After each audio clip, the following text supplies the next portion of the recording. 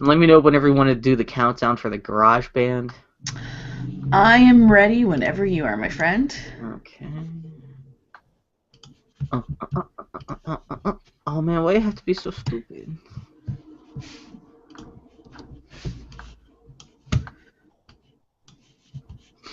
Did you watch the, do you care about the Constantine comic? I did watch the trailer. I've We'll never talk about read that it, on the, but on it the was pretty podcast. cute. It looks better than the goddamn Keanu Reeves bullshit. Yeah, which is sad because that had Rachel Weisz. Oh, did it? Mm-hmm. Oh, well, yeah. Well. You know, it's easier just to watch the new Constantine show and just jerk off to pictures of Rachel Weisz while doing it. I'd rather just do that. Jesus Christ. Wait, was she naked in The Brothers Bloom? You get to see her butt. I'm trying to see if there's any movies that there you get to see Rachel Weisz naked. She's not naked in The Brothers Bloom. Yeah, she's got She the masturbates, you get to see her butt, but you don't get to see her. Does she masturbate? Yes. It's like a big thing. She masturbates on the train. Do you not remember this? Oh, that's right. Yeah, the part that makes me wildly uncomfortable because I'm like, oh, I want to Rachel Weisz's hand in that scene. Okay. Wait, how do I log out of Twitter? I completely forgot how to do everything. Okay, sign out. Okay,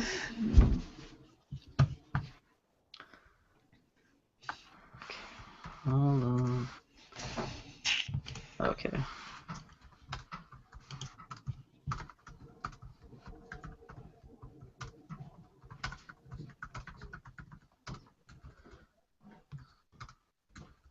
Oh god, I just forgot how to spell episode.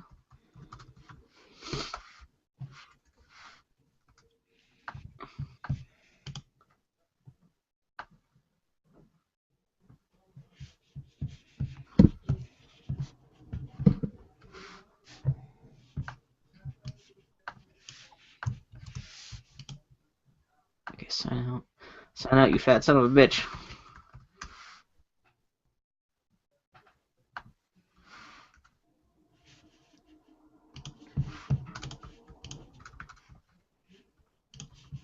Are we broadcasting now? Yes. Oh, we've got a really good video here for these. Well, I just tweeted it, so no one should be no. watching us yet. No, I'm being a dick. I'm being a dick.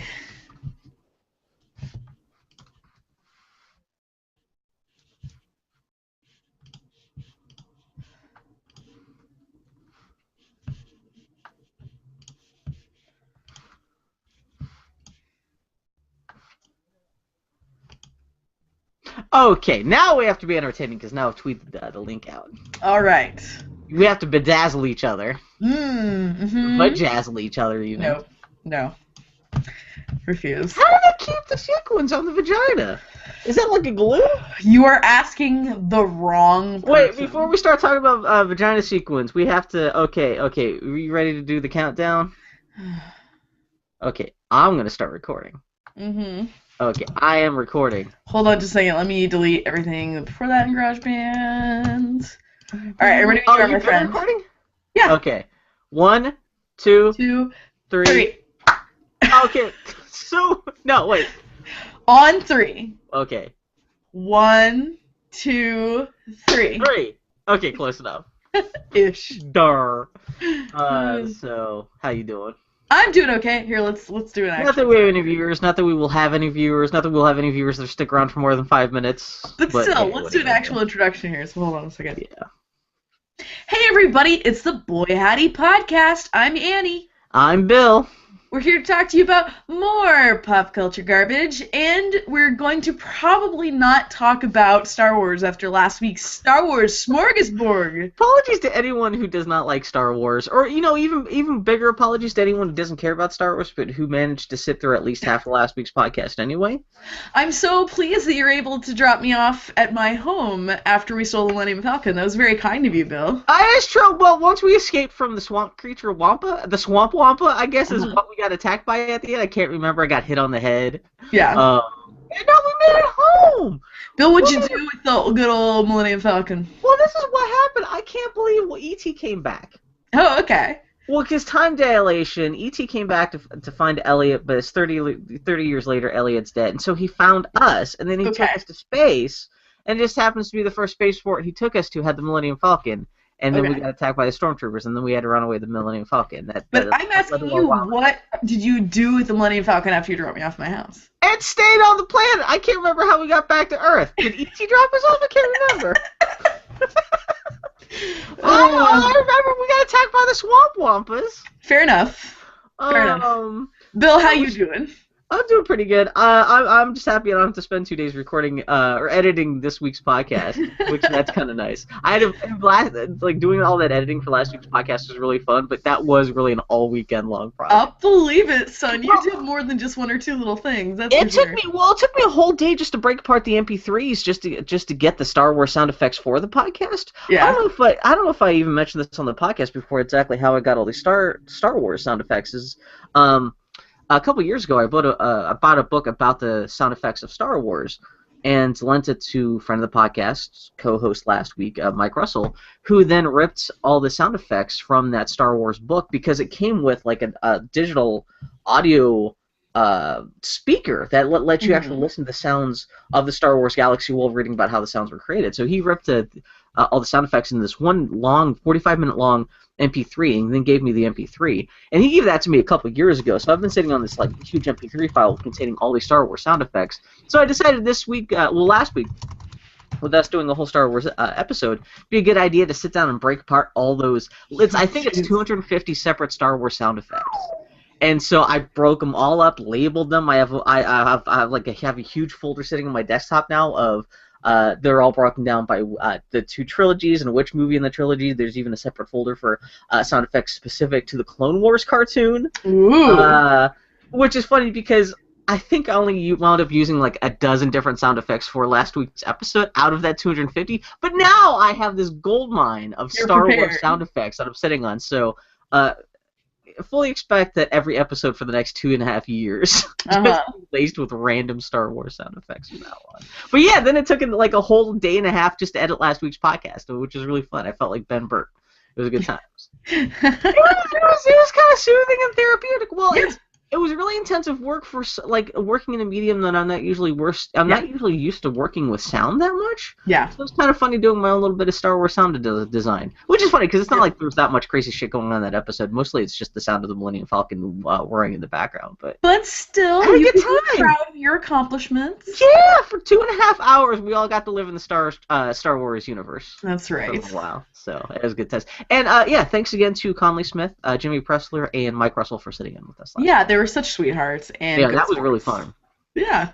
Yeah. We had a really good Star Wars conversation, too. It wasn't just bullshit. Like, I knew we would probably end up talking about, like, how we got into Star Wars and talking about our favorite parts of Star Wars again, which we've actually talked about that before on the podcast.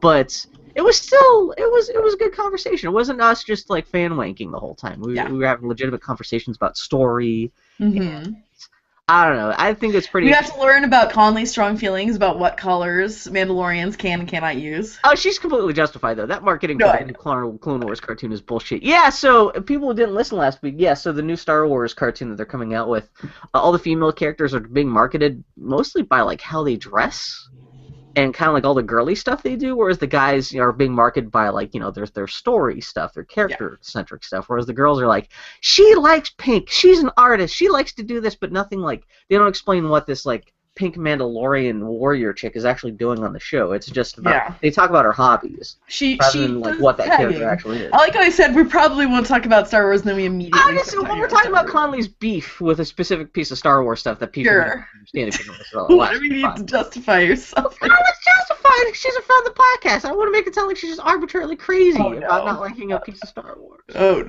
no. How you doing? Anyway, how you doing, Bill? How was your week? What'd you think of the new Constantine trailer?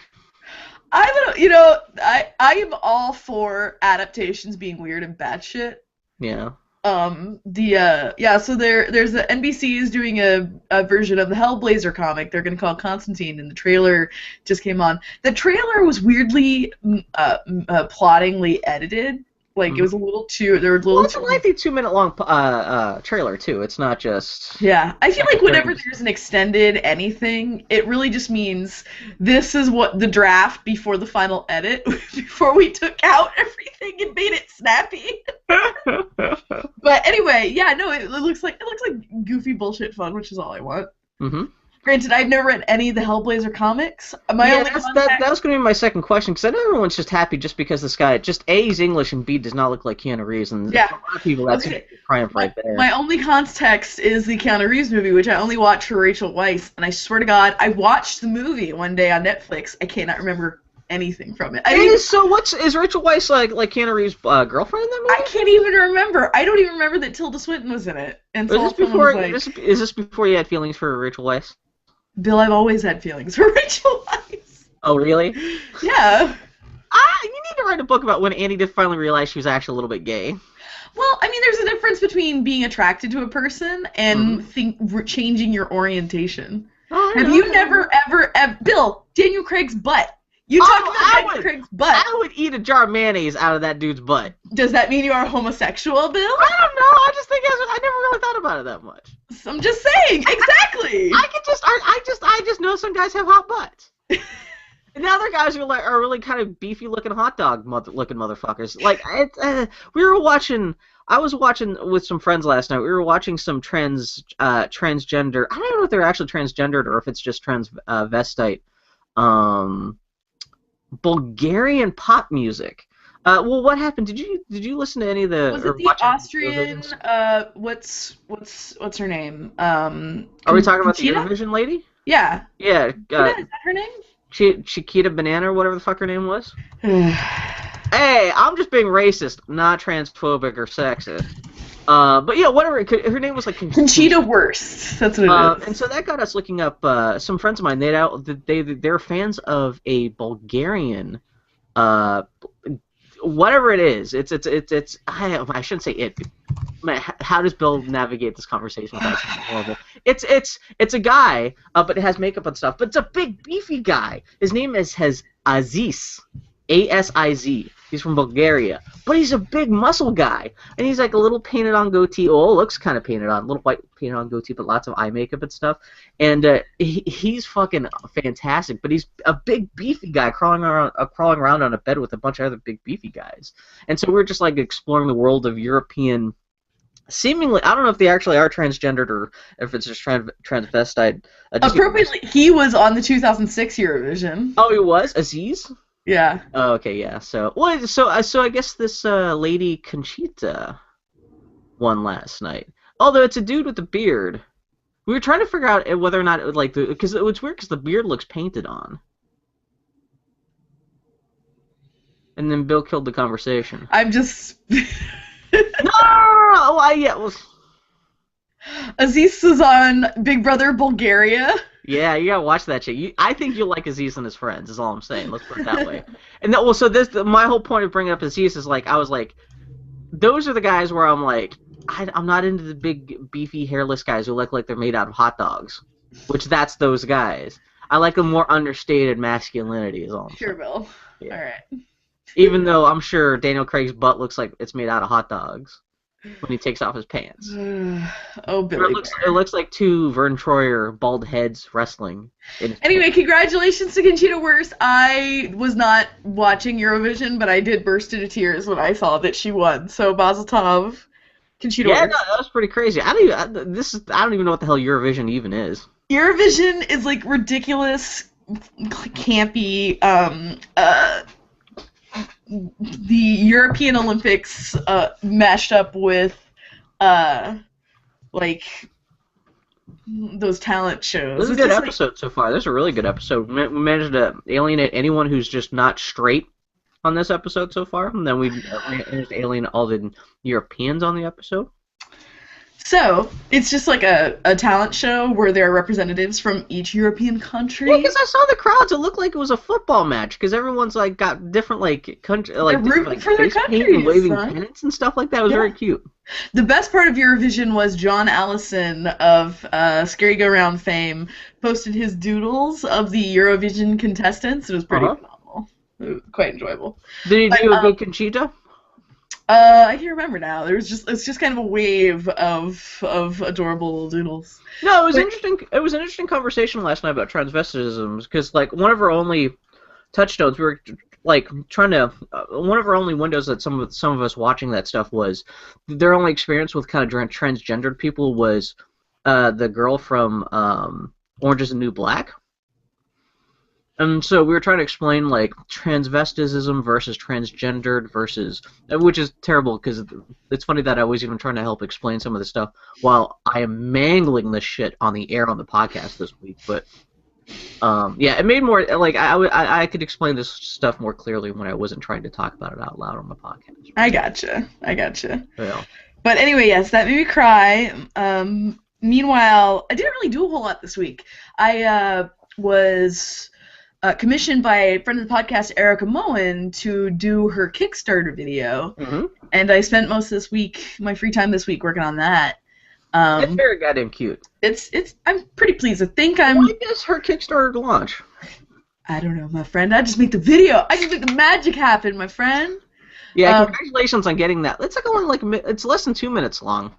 My goal always is with Kickstarter videos to have them be under 2 minutes, and the 3 Kickstarter videos I've done, they're usually at least 3, if not a little more. Yeah. This one was 1.5 minutes. Yeah, because that's the worst when someone has like a 5-minute long Kickstarter video. Yeah, it's just like, come on, get to the fucking point. Just tell me what you need the money for, and if it's gonna be any interesting. And yeah, if you can't be that concise about your video, then like, why the hell do I even want to buy this product? Well, I feel really strongly about Kickstarter videos because there's a fine line between. So it has to be an earnest and direct approach, but it also can't be too. It shouldn't just be you talking into a webcam for. Yeah, there 10 should be minutes. some kind of thing going on, but you don't want it to be like a fucking. You're not trying to make fucking Ben-Hur. Exactly. If it's too much of a production and it has too much polish, then the vibe is, why do I need to give you money? Because clearly you have some resources available to you. Yeah, that's a good point. There's a fine needle to thread, and I enjoy attempting to thread it.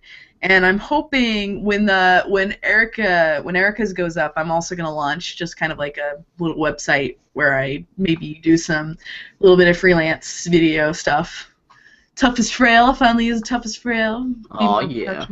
So, yeah. It'll be good. I'm looking forward to it. But yeah, that was pretty much all my week, was just staring at editing. And work was crazy this week. The only video game thing I did beat Child of Light. That game is beautiful. The music is great. It is a pleasure to play. Yeah.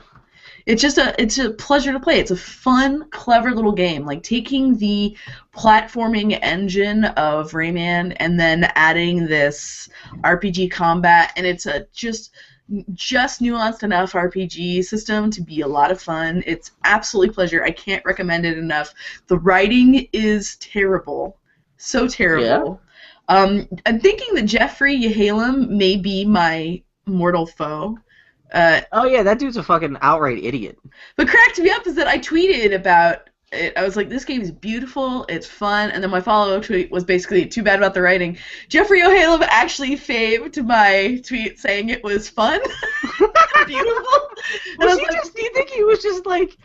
he was just doing that thing where you just kind of search for yourself on Twitter, and he just was like, "Oh, well, someone else likes Child of Light. I'll favor this," but they did not like look at the context. No, well, they didn't look at the follow-up tweet, the connected tweet is what it was. But yeah, oh, that's funny. What's a shame is that I don't object necessarily to the story at all. I like the fairy tale kind of structure.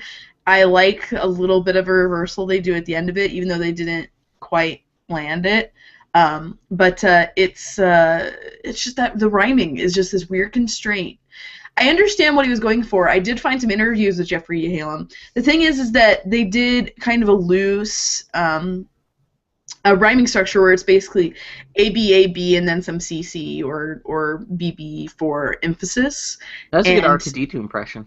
Thanks, yeah. But anyway. There's no meter to it at all. It's very it's really loosey-goosey.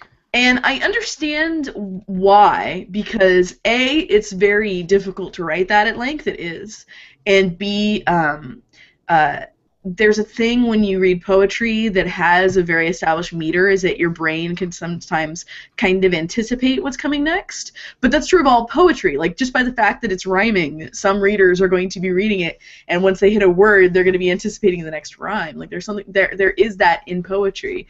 Yeah. And I just wish that they had not, like, honestly, that game could be exactly the same, but without the rhyming. This was very simple, childlike storytelling, and I would have been fine. But the rhyming, I think, is too much of a distraction and just ultimately hurts the whole game. Yeah. And it's even worse when you hear it out loud, because there are only a handful of bits that are actually narrated, and the lack of meter really, really hurts. Yeah, that really drives it home. It's just word salad. It doesn't really mean Exactly. anything. It's like, why even bother then? I understand that he was going for like this ballad-like, childlike sort of thing, but to me it just comes off as immature. It comes off as, I know it was a deliberate decision, but it makes it feel like it's just amateur poetry. And as opposed to any sort of deliberate thought, it makes it feel thoughtless. That seems to be Yola-Him's whole thing to begin with, is very kind of amateurish bullshit. Like, he has the same loose handling on rhyme, which should be pretty easy to figure out, as he does on racial politics. I feel like it is ultimately a very immature approach, because it feels like almost like a teenager who is learning about ideas and grasps on the high level, like the surface level, without actually understanding any of the depths involved. Yeah, he is the walking personification of someone who is aping the surface of something without understanding the mechanics of it. Basically, he's like every subject he touches, it's like he read the Wikipedia entry and thinks he's an expert. Exactly. Yeah. Speaking of people trying to manipulate the surface of something without understanding the inner workings, Jacob Dahl points out that transvestism is considered a slur. That the proper term should be being into drag. Apologies for that. Growing up, I've always heard people who were into drag call it transvestism, so I guess maybe that's not the way it's called. With any sort of subculture, I think, or any sort of, there's always the language that people adopt that may be independent from the broader culture. Yeah. You know, it's always a sticky wicket. Like, I'm Polish. I'm of Polish descent. You're Polish? Mm-hmm. Polish German. And in my family, like my grandmother, who was Polish, would always call herself a Polak, like all the time. She'd just call herself a Polak. And I didn't know that was originally an epithet. It was I'm Hungarian, and I call myself a hunky all the time. Yeah. It's not to compare that, but I mean, it's basically the same thing. It's like language you use versus accepted language. It's always a tricky thing to navigate when you're outside of the culture. So, yeah, that's what I'm saying. I'm not even trying to use that as an excuse. It's just simply that transvestism, like, I've heard people call themselves transvestites, and not even like in a slur kind of way. That's just growing up. That's what I heard scientifically it called, and that's what I've heard people refer to themselves as. So if that's not the way it's done anymore, that's totally cool. So yeah.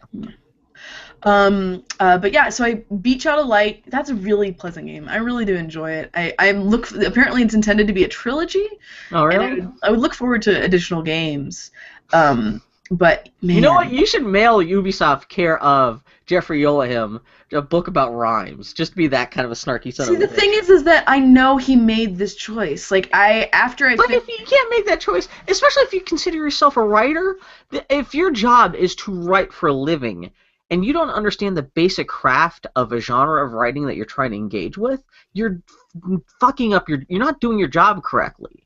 Like, even regardless of the quality of the writing, if you can't understand that, like, there are rules to what you're doing and you just completely ignore them, you have fucked up. His counterpoint is that he did not ignore them. He used an because there are multiple reviews that I went and read afterwards. Yeah, he's a fucking fool. Where he's like, oh no, I'm using ballad form, and a traditional ballad form is not tied to meter, which is true, but there's a different.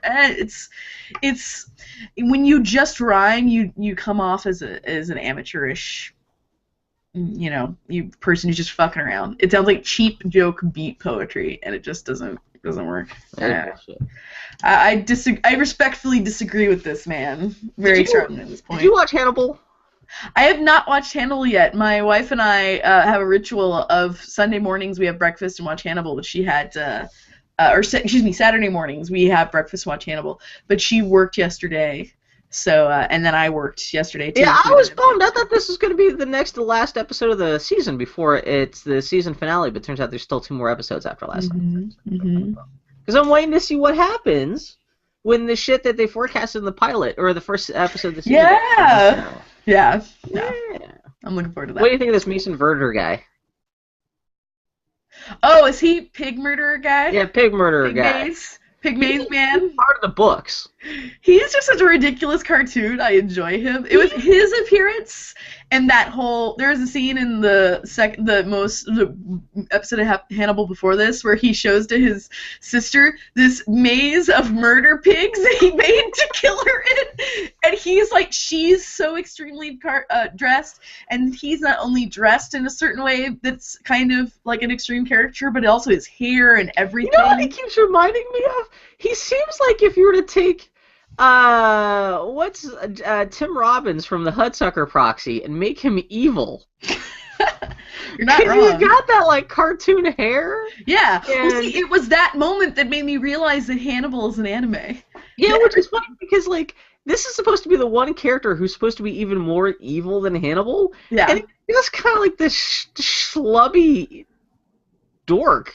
Just kind of like a I mean, he's kind of a horrible piggish person, but he doesn't seem to be have someone who's an alternative to Hannibal. They're not going to out Hannibal. They can't be more but it's funny when you see him and Hannibal hanging out together. Like Hannibal's such a calm, collected. He's kind of like a razor blade of a human being. Yeah. And this guy's supposed to be even more evil than him is just like like I said, he's Hudsucker Proxy, but just. Instead of hula hoops, he just loves pigs. He's a high-pressure water cannon. Exactly. Hannibal is like a watercolor brush. I like he's got this whole boner about his sister where he's just out just to fuck with her at any and all costs to the point where he shows off his murder pigs by creating a dummy made of meat put into a suit, one of his sister's suits. I'm just like, what kind of fucking TV show? This really is just... But, see, the thing is that I enjoy Hannibal most when it doubles down on absolute, like, straight-faced ridiculousness. That is my favorite Hannibal. I think any pretense of the show actually being anything, like, even resembling a straightforward drama has been long since thrown out the window. Yeah, but, you kind of have to embrace it's turning into more of a soap opera now, which is still fine. It's entertaining, but... I think it's, like, a weird, dark... I'm saying dark comedy is the wrong language. Oh, well, it's Brian Fuller, so it makes sense it would be darkly comedic, though. You know, it's still going to have that. It's not, I don't mean funny. I mean, like, it's like a dark fantasy. Not even black comedy, but I know what you mean. It doesn't quite take itself completely seriously. It is aware of how ridiculous it is, but it doesn't give a shit. Yeah. Well, if you look at Brian Fuller's tweets when he live tweets every episode, it's just him just fucking around making jokes the whole time too. He's never trying to be like, "Did I just blow your mind?" It's always like, "Ah, look at what I did. It's so silly." Blah, blah, blah. That's why it reminds me kind of anime, because I feel like it's that same sort of approach where it's like, here are our aesthetics, here's the story we want to tell, and it is what it is, and just go with it. Like you kind of have to just double down and go with it. What else did you? I was about to ask if you watched this week's Game of Thrones, and I think Grumpy Turtle would have jumped through the microphone and strangled me. Mm-hmm. No, Bill, I did not watch this week's Game of Thrones. I can't remember what happened on Game of Thrones this week. Oh, you found out exactly how Jon Arryn got killed. The guy whose murder kind of kickstarted the whole show. They actually finally addressed that on the show. Finally, the mentor to Ned and. Robert Baratheon. The former Hand. Yeah, exactly. You find out who killed him and stuff like that. So, I can't remember what else happens this week. I don't know. The only TV I watched this week was my wife sort of watching more of the Terrible and Ridiculous Once show. What the hell? And now this is Once Upon a Time? Yeah, well, it's just called. But yeah, it's like it's called Once Upon a Time. You can't just get away with calling it Once. They call it Once. Okay, I'm gonna Google Once and see what comes up. Yeah, bitch, she's gonna come out with this fucking show because people call it Once. Nope. No, it's okay. I'm gonna look up. Okay, Once doesn't come up with anything. Once Upon a Time. Fascinating radio listening to someone Google something. Once Upon a Time TV series, Wikipedia, the free. People call it Once, asshole. Well, those are what the fans call it. Oh my god. Just like Hannibal fans, have you watched last week's Han? Oh, I'm a Han fan. How you doing? Will you make me a Han sandwich? Do I even need to be present for this? No. Show? Can I go get a drink while you flick? Tell me about what's going on. I thought wasn't Once Upon a Time canceled? Or am I just thinking about the There was a spin-off show that was canceled. Yeah, did you ever watch that? No. Okay. I don't give a shit. Oh, have you ever seen Warehouse 13? Well, you know what, Bill? Why don't you just talk about whatever you want to talk about? I'm gonna go get some coffee, and I'll be back in about 5 minutes. Stay here. Don't get coffee. Talk about once. No, my wife and I just started watching it some more. One thing that's been what bothered me about Once, it's a ridiculous show, but it looks like a soap opera. Yeah. This later seasons, they get an editor from Lost, and they like leveled up their photography. Like I wonder if they got a new director of photography or something, because it looks better, and like the CGI increased 100%. So it went from being a shitty show that looks shitty to a shitty show that looks pretty okay. Well, I think a lot of the people who work on that used to be Lost people. Yeah. At least even just on the technical side of stuff. So. Well, yeah, that's the thing. Like more and more Lost people have come on, both in the cast and in the. Well, what's his face? Iraqi dude. He was Jafar, the main villain of the Alice in Wonderland spinoff. There are a ton of cameos, like Jorge, what's his name, shows up. Oh, really? The villain of this season, the Wicked Witch of the West, is, I can't remember her name on Lost, but she was one of the others. She was one of the others who turned out to be evil. No. But the thing about the show is, I realized this. The only reason why I watch the show is that there's this one lady who plays Regina, the Wicked Witch of the West. Uh-huh. Or it should be Regina, the evil queen, and she is so goddamn dreamy and way too good for this show. Huh? Oh, okay, because I've seen her. I thought she was cute, but I didn't even think she was cute. She's not unattractive, but you think she's super hot? She's dreamy, and she's really good at the show. The show is a nice and meaty role for her. Yeah. I realize I've been thinking about this, watching it. She would be perfect for Ginevra in a Bite Me sort of thing. She would be perfect. She's got the cheekbones. Once Upon a Time. Wait, Once Upon a Time. Look up Once Upon a Time Regina. She's the queen, right? Yeah, she's the queen. She's the evil queen. Because I've seen the show, and she was fine. She fuck you. She's dreamy, and she's great. And watching this and... Oh, she does have a squat face. I can kind of see it, yeah.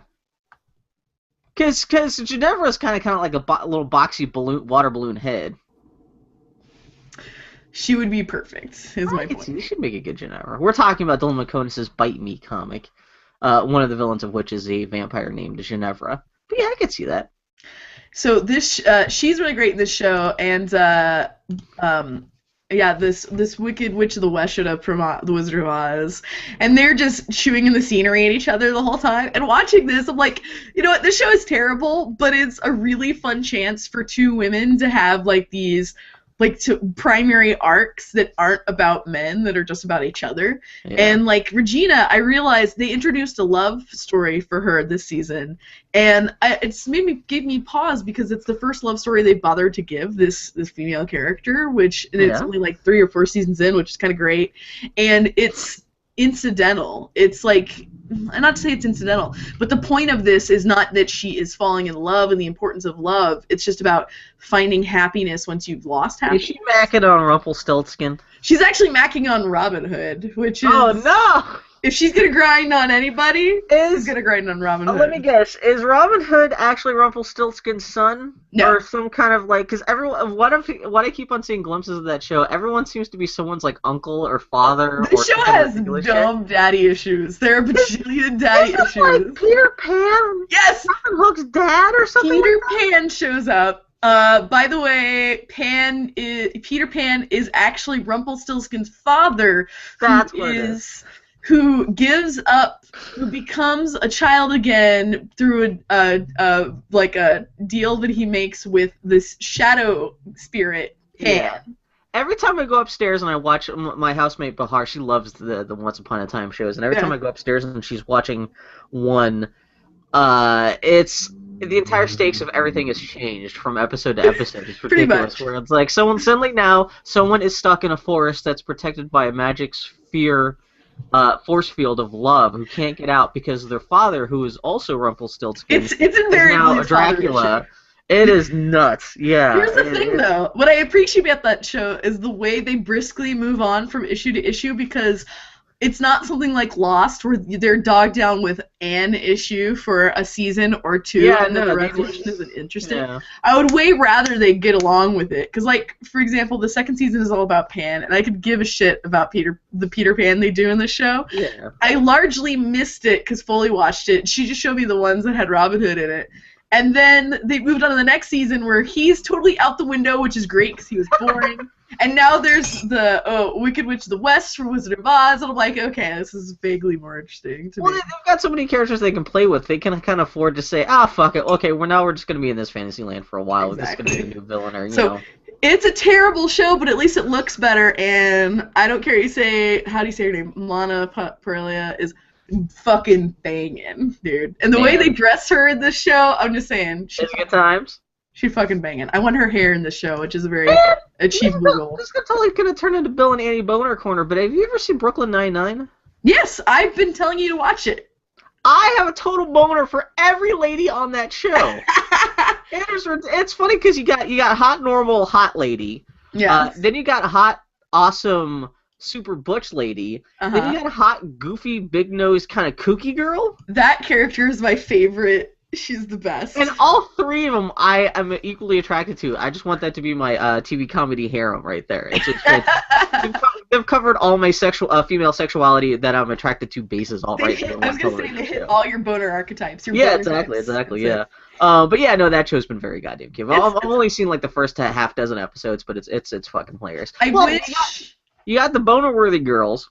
The main character I could live without. Who gives a fuck? That's the thing. The only thing about that show is that Andy Samberg he's fine. He's not bad in it, but the show could literally be just as good without him. And I think that show is more interesting when his role is kind of downplayed. Mm-hmm. Which is funny because I kept on getting him confused with the boyfriend from Orange is the New Black. Really? Because I must have face blindness when it comes to like 30-year-old Jewish guys. You are a sociopath, Bill. So. That is true. If it's not female, then I just don't. It just doesn't register. It's generic male shape on the horizon, unless it's got Daniel Craig's butt, and then I just want to stick my face in it and just like fucking huff it. But no, it's got Terry Crews. Yeah, Terry Crews He's is fucking so hilarious, good. and it's got was it Andre Braugher from Homicide: Life on the Streets He's as the great. police captain, and he's fucking He's so hilarious. great. He's actually my favorite character on that show. Oh man, his line readings. I mean, he's playing kind of stereotypical, super gruff, hard to read authority figure, but he does it so fucking hilariously though. He's got this just great hangdog face that shows it's pretty goddamn cute. Well, the only reason I really started watching is you were talking about it, Dylan was talking about it, and I also knew it was created by some of the same guys who created Parks and Recreation, which is funny because now that I'm watching it with some people I know, I'm trying to convince them to start watching Parks and Recreation by saying, some of the same people who made this show made Parks and Recreation. They're like, fuck that bullshit, because every promo they've ever seen from Parks and Recreation looks terrible, and I'm trying to don't worry, it's okay. And the one time they tried to watch Parks and Recreation, they made the mistake of starting from the first season. Yeah. And so I'm trying to walk them past it, But yeah, no, Brooklyn Nine-Nine's actually pretty cute. It's charming as hell. Yeah, and it's got that little bug-faced guy from the state. The little bug-faced guy from the state. No, Popeye little dude. Do you mean the guy who plays Andy Samberg's best friend? Yeah. Yes. Okay. Which, which I'm assuming he finally gets in the pants of What's-Her-Face. Because I remember when the season finale aired, everyone was flipping out about how creepy the whole archetype of the dude who is constantly rebuffed by a girl but finally, wears her down into dating him. And I guess that's something that finally happens in the finale. Everyone's like, oh, it's terrible. I can't even remember. That's the least interesting part of that show to me. Yeah. I'm glad you're finally watching it because it's a fun show. It's not perfect, It's but it's hilarious. pretty damn fun, and it's nice to have a show where you can have a gay character and have it not be a big deal, and have multiple scenes where there are two people of color on screen at the same time. Yeah, actually very funny, too. Yeah, well, this is something I started bringing up last night. Has Terry Crews ever been in an action movie? I don't know. He seems like the kind of guy you think he would have started off being an action star who would have eventually turned into doing comedy, but he kind of started. It seems like he started off with stuff like Idiocracy and Everyone Hates Chris. It's weird for a guy like that. I know he used to be a football player. He used to actually play in the NFL, but it's funny he kind of skipped the whole big black guy action movie thing and went straight to just comedy stuff, which is kind of interesting to see. I love Terry Crews. He's fucking hilarious. He's hilarious. He just makes me smile with my heart. So my only point about Brooklyn Nine-Nine, you will laugh while having a boner. That's my official Bill's review right there. Well, it's like even the stereotypical hot chick. It's a chick in a three-piece suit sometimes, and that's always a good thing.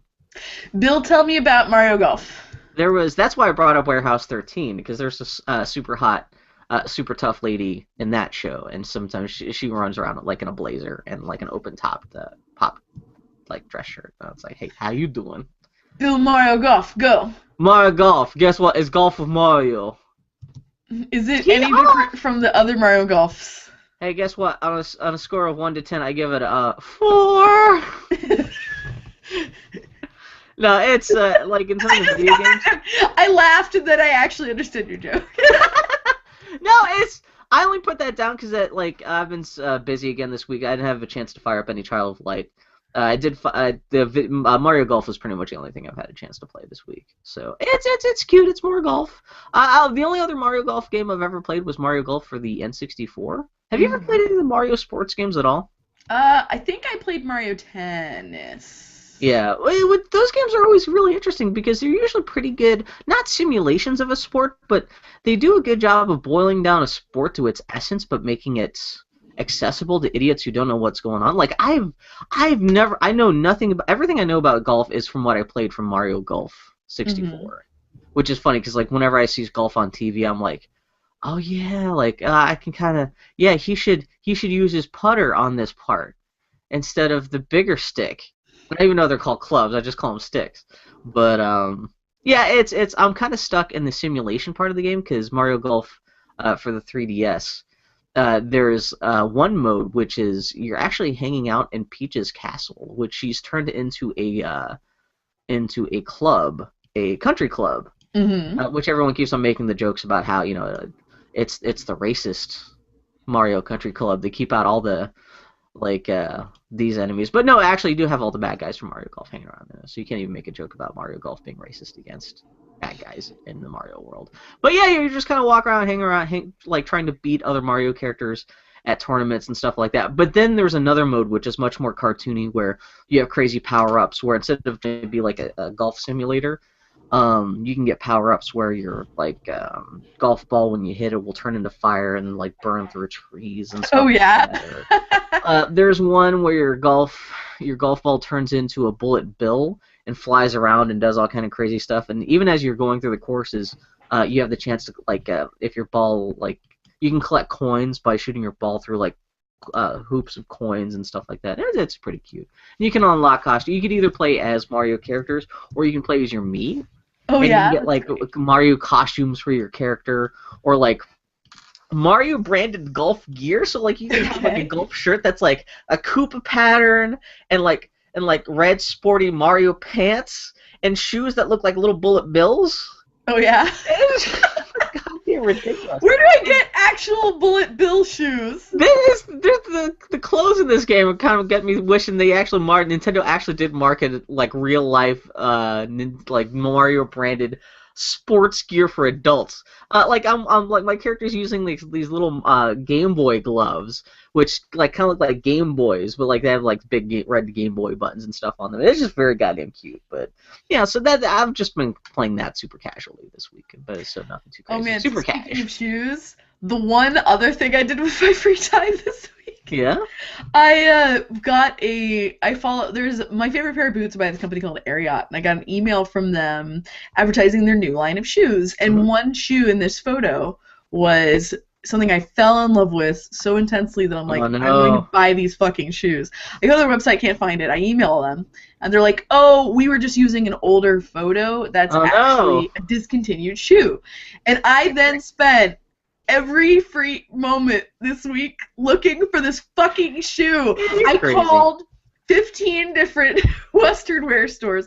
I trolled eBay, I trolled every single store I could think of. I could only find men's sizes that were just slightly the wrong size. I spent all week looking for shoes because I am sometimes a girl. So So did you get the shoes? No! No! Get the shoes. I thought you just bought cowboy boots. Well, it's not just... fucking just buy it. No, it's these boots, motherfucker. These boots are my boots of destiny. The Ariat Wildstock Barnwood Brown Neon Lime 100111802. I called 15 stores. Oh, you ladies and your boots and your shoes. I'll never understand this gender stereotype. Says the guy who was just praying to God that Nintendo would make Bullet Bill shoes. Although before, that's more about just wearing shoes that are shaped like giant bullets more than, oh, I need new shoes. But yeah, it's kind of funny that like even some of the dykiest girls I've known in my life will even them kind of profess like affection towards like, oh man, those shoes look fucking awesome, and they're like, oh my god, I just caught myself in the stereotype of being a woman lusting after a pair of shoes. It's almost like when you're a human, you sometimes like things. If I were skinny and I were sharp dressed enough guy, I would totally be like, oh man, I need to get those like fucking Italian shit kicker gangster shoes. Like, yeah, no, shoes can be cool as long as they're comfortable. Here's my counterpoint. Bill, if you want to play a golf game, why don't you just play like Tiger Woods? That's exactly the same as who cares? Yeah, exactly. We'll play a good game, yeah. Yeah. Jonathan Morris is fucking with us in the chat just about us being stupid and ridiculous, and I can't blame him. What else? John. Man, what else happened? What else do we get boners for this week? You know what? I just tried to Google Rachel Weisz naked. She's been naked in more things than I anticipated. Like, you can see her, like, you can see bits, like, you can see her, her tits have been in a whole bunch of stuff, and I'm really surprised. I feel a little let down. I feel a little, yeah, why is she showing the goods when she should be more modest than that? What's up, Rachel Weisz? How you doing? But then I'm like, well, show those titties to me. How you doing? She has cute pubic hair. Bill. That is the thing I just said out loud on the Oh, Billy Bear. Well, some ladies have pubic hair that you just want to lay down on like a pillow and be like, how you doing? Hey, Bill, why don't you talk about anything else in this moment, buddy? I found out I can't remember how I found out about this. The BBC made a made-for-TV movie about the investigation into the Space Shuttle Challenger accident. This is the least interesting thing I could talk about, even less interesting than Mario shoes. It's a movie. Have you ever heard of the scientist Richard Feynman? No. No. He is a super famous physicist who I only know him just because supposedly he's written a whole bunch of books that are supposed to be pretty funny. My wife is currently at work going, I know about this, because my wife is a giant science boner. But continue. He was an author. He worked on the Manhattan Project, did all kinds of stuff like that. And he was a really renowned physicist who actually died shortly after the Challenger accident from like 3 different kinds of cancer that combined to kill him, which people pointed out it was pretty much statistically impossible to get all those different kinds of cancer. The only way that people suspect that he could have gotten all those cancers at once was as a result of working on the Manhattan Project, because even he has pointed out that. When they were attending like nuclear bomb demonstrations, the only shielding you got was a pair of goggles. You know, it's not like they put you in a lead suit or anything like that. But anyway, so it's just really weird. I don't know why somebody at the BBC of all places decided we need to do a documentary about how they figured out what went wrong with the Challenger accident. So I just watched that this week out of nowhere. It's William Hurt. Do you know who William Hurt is? Yes. He's an older dude who plays Richard Feynman. And just about him trying to fight through all the NASA and United States government bureaucracy trying to cover up NASA's what went wrong because NASA didn't want to get in trouble for killing 7 people, which is weird. How do you cover up like we killed 7 people, but pretend that didn't happen? Shh, they're just on vacation. And so the movie ends with him coming out. Ronald Reagan's giving a speech, and he pushes Ronald Reagan over, and he says, "I have definitive proof that they are not on vacation." And then he produces a photo of them underwater, and everyone's like, "Oh," and then just smash cuts the credit, and it was a weird fucking movie. Your fascination. Also, weirdly enough, it was filmed all at the Downton Abbey castle, which didn't make any sense. But they're just trying to really cash in on that Downton Abbey stuff these days. Your fascination with the Challenger wreck is bizarre to me.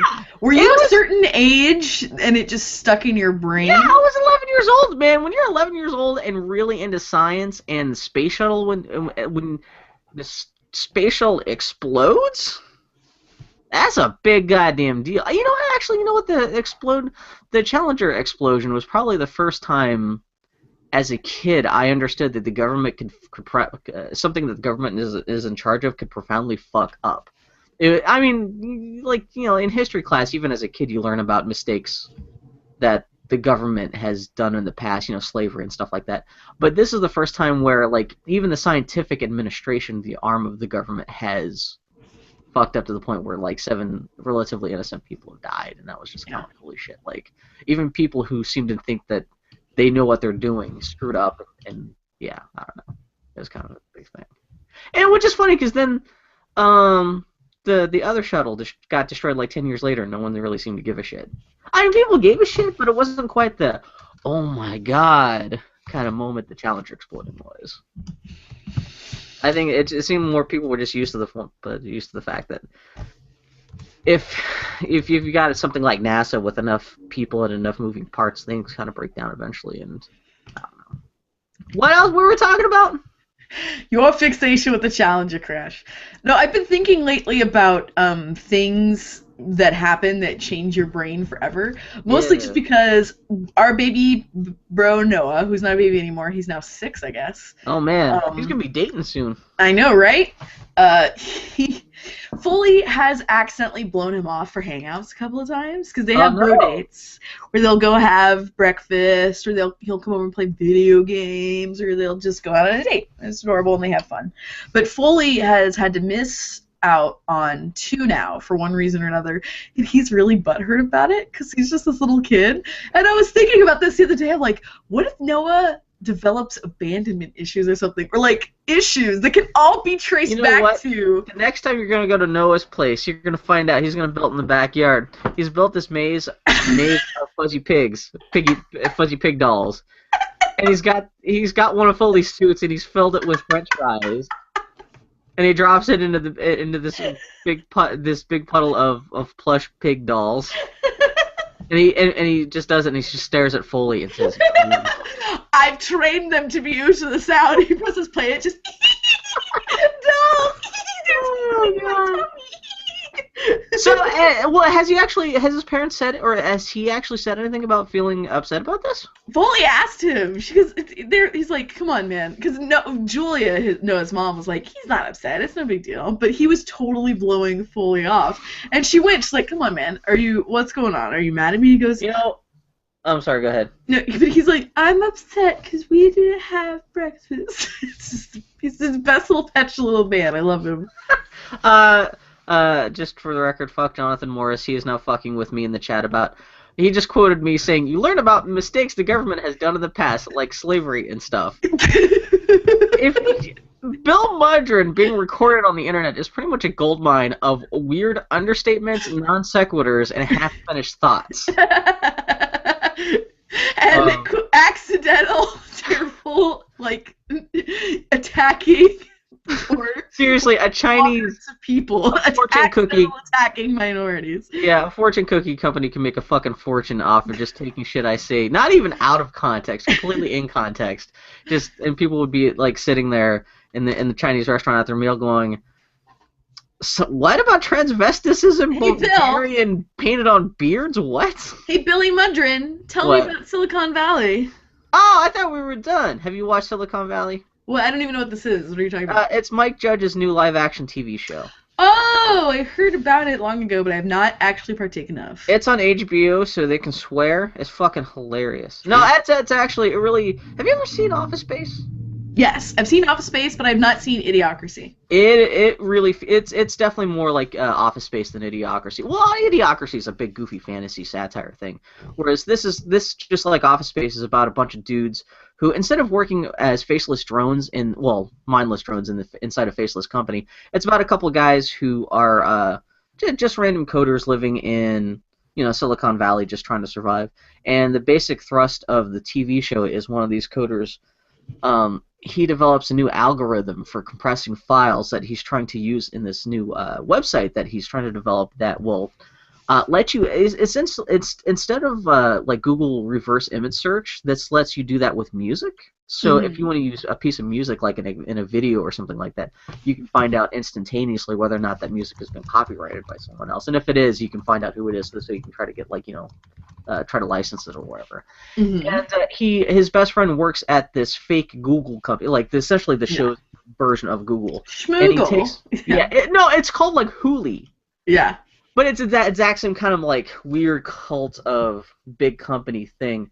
And so he takes it to this place called Hooli, which is the fake Google, and he shows it to a couple people who work there, and they're really blown away by this algorithm he's written. And so the whole TV show is about him, this big tug of war between the guy who runs this huge Google company trying to buy this technology off of this kid, and this other guy who's this technology guru trying to get him to, instead of selling his technology outright to this Google company, trying to build a company around that technology and make money for himself rather than just selling this technology off to this other. I know the show already sounds fucking hilarious, right?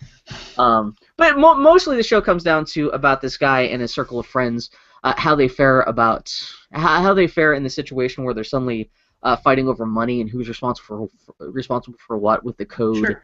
And they do decide, instead of selling this algorithm to this fake Google company, they will try to build their own company, but they get this technology, this other guy, this technology guru, who decides to become an angel investor in their own company built around this algorithm. He makes it so that he wants them to like streamline the company and make sure there's no like redundant people working there, so the guy's kind of forced to consider like firing one of his best friends, and but it is funny. I am explaining it in the least interesting way possible, but it's cute. It really does feel like Office Space though, just a little more high tech, but I don't know. Hilarious. And with that, we're gonna take a little break. We'll be back for the Geek Week in review. Boo. Alright, I am gonna go get some more coffee, my friend. I'll be right back. Entertain John Morris. Oh, John Morris left hours ago. We're by ourselves now. He gave up on us. He don't love us. I don't blame him. He's got to draw more Popeye or what does John Morris draw these days? John Morris, tell us what you're drawing today. If you're drawing at all while watching us. If you're not John Morris, if John Morris is left and this one new viewer is coming to watch us while we're taking a break in recording, if you're not John Morris, I apologize. Maybe you're actual Helen Motley. You're probably only one of 3 people who watch these things. Yeah, okay, so you're the John Morris, you're Helen Motley, you're Grumpy Turtle, you're Jacob Dahl. If you're not one of those people, I have no idea who the hell you are watching this. You're welcome to watch us. We'll be starting the show again in just a second, but Annie's off making coffee, which could be euphemism for taking a poop. If we're very quiet, we can hear whether or not she's taking a poop. Because I think her microphone is actually not that far away from her bathroom. That's all I'm saying.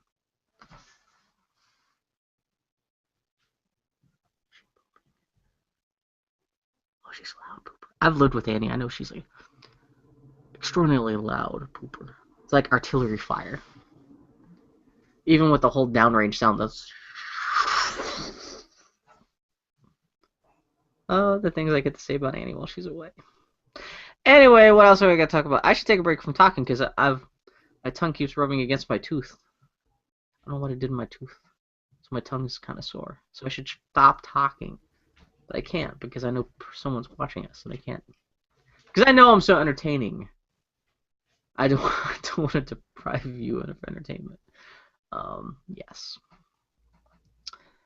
I would go get my puppet to give you a puppet show, but my puppet's over there. I don't want to get up. I'm kind of cemented to my seat right here. I could show you some of my Legos. I could, put on a little strip show. Little chocolate vanilla swirl. Oh, no.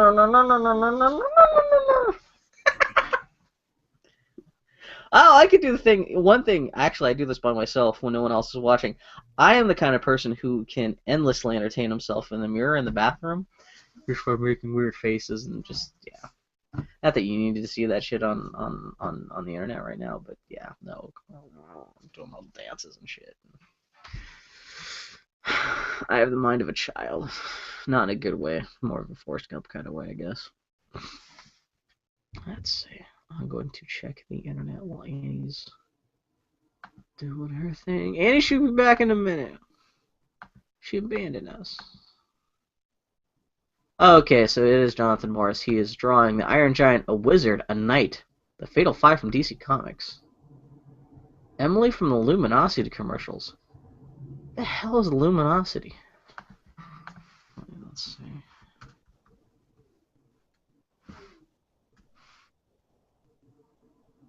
Why Emily from the Luminosity? Oh, it's the lady with the crazy eyes. My apologies, Jonathan, if you actually know this girl in real life or something like that. But yeah, she's got Space Cadet eyes. She always freaks me out. Luminosity is that commercial that claims to be like gymnastics for your brain and shit. Yeah, she always looks like, yeah, it makes my brain feel so much better. I'm like, ugh. She got cult face.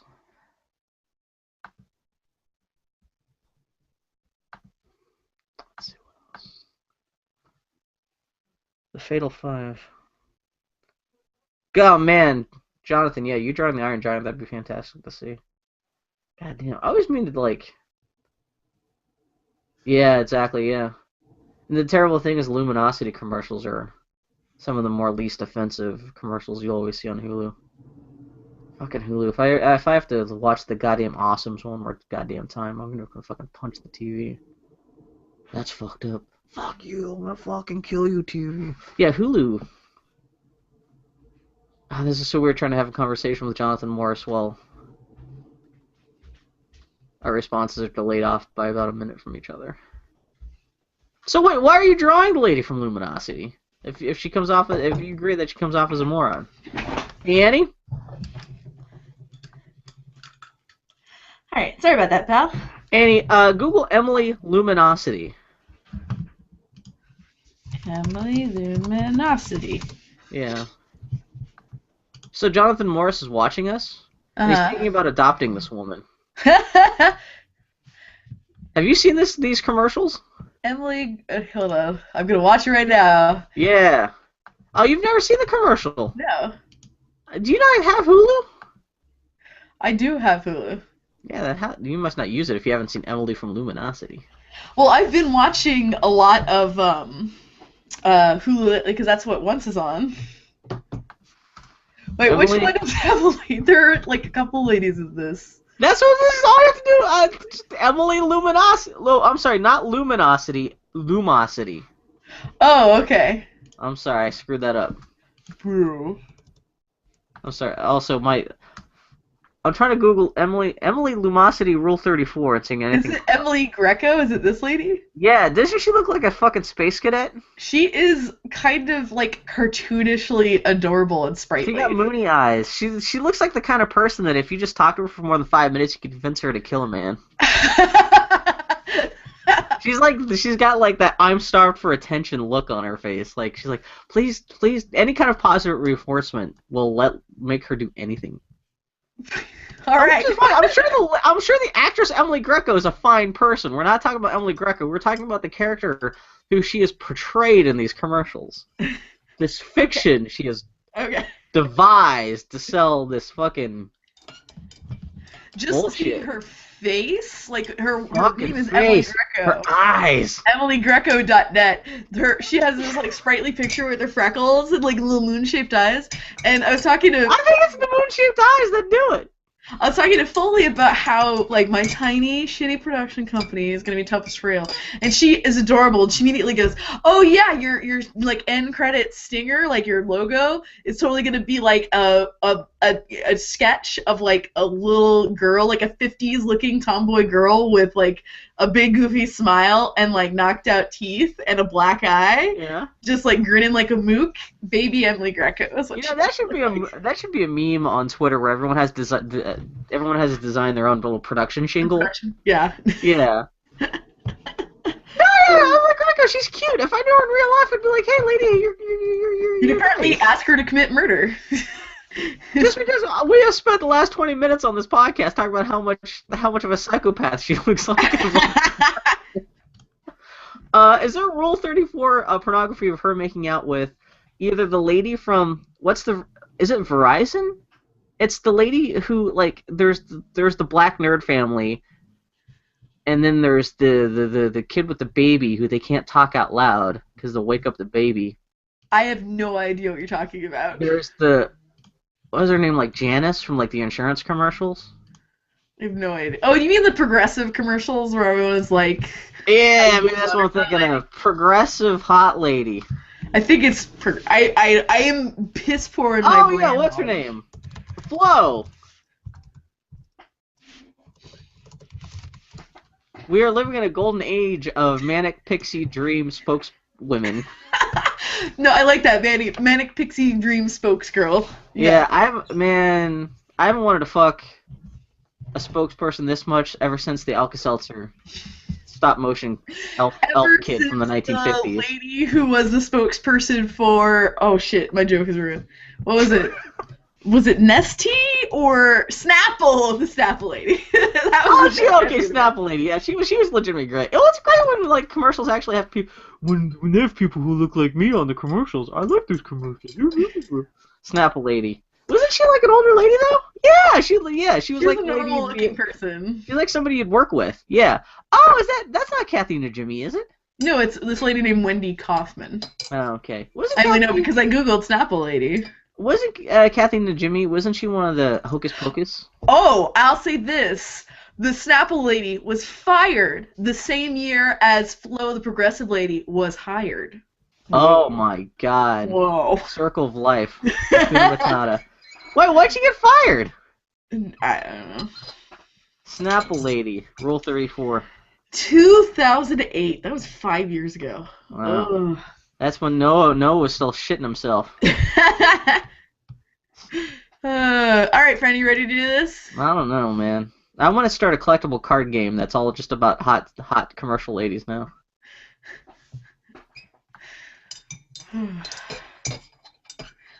Oh, John. John, say hi to your lady for me, and pet your adorable dog for me.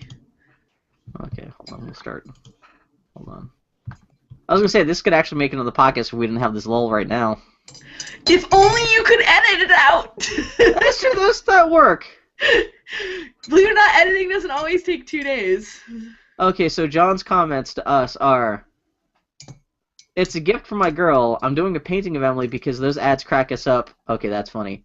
Also, the Alka-Seltzer guy is called Speedy. Yeah, no, Speedy. Oh. Yeah, that little elf haircut I just wanted to fuck. The worst brand, like, mascot right now? I'd say there's a contest between the bears who shit in the woods for that Charmin or whatever the fuck, or it's the fucking mucus thug people, the mucus like the Mucinex. Yeah, in the goddamn, and they're like, there's gotta be worse. Pretty much any original programming commercial on Hulu, the one where it's for the Awesomes. Every time I see that commercial, that's not like a national brand like death campaign. That is just like a one-off TV show. I'm trying to think of. See, I don't watch much broadcast TV, so I don't get exposed to as much commercials as I used to. Pretty much whatever commercials play during Hannibal or Cosmos. Which you think that would be enough to see enough shitty commercials, but. All right, my friend, are you ready to do this thing? Who's the hottest commercial spokesperson you would bang? The hottest. Who's the most? What was the time you saw a commercial and you're like, oh yeah, how you doing? The Brawny Man. The Brawny Man. He looks like, you know what they pretty. He looks like a bag of hot dogs to you, Bill. No, he looks like Robert Redford and Butch in Sundance, so that totally makes sense. They relaunched the Brawny Man a while ago, and they tried to make him relevant, and they shaved him, which was offensive to me. But they did this series of commercials where it's him addressing ladies like in this cabin with a fire lit, and it's all like a romance novel cover. Those I appreciate. You know, I think there was a running gag on The Simpsons for a while about how the only person Marge Simpson ever fantasizes about that's not Homer Simpson is the brawny guy. Yes. Yeah. Okay, are you ready to do this, my friend? Yeah. All right, everybody, it's Geek Week in Review. First and foremost, this week, I think it was this last week's Adventure Time episode by Mr. Steve Wolford was notable in that we got to see Finn fall apart a little more as a result of meeting his dad and losing his arm. Spoilers, Bill. Finn loses his arm. Well, I'm sure his father. Who knows? It's only been a couple episodes now. The start of this last season, Finn lost his arm. But so it's actually been multiple episodes. Yeah. Oh, maybe he's on track to become Fight King, because I know Fight King has a missing arm, so maybe it's a time loop. Well, the alternate universe Finn, which you may not have met yet, has a cyborg arm. So. See, this is the other story. I started back up on watching Adventure Time this week, but I didn't make it very far because A, I accidentally chose a couple episodes that I'd already seen before, and B, I realized I can't. The only time I really get to watch stuff these days is while I'm working. And Adventure Time is such a visual show where so much of the gags are about what you're seeing on the screen that it's not one of those. It's not a very good radio show. You can't. You have to pay attention to what's going on. Yeah, this is true. So I didn't watch as much as I really wanted to this week. You gotta keep them eyes on the prize. So what else? So you're talking about Emily. Yeah, I was gonna say this week had Emily Carroll's character cameo. What I think is most astonishing about this is that Steve is longtime friends of internet sensation Emily Carroll and my sweetest bro.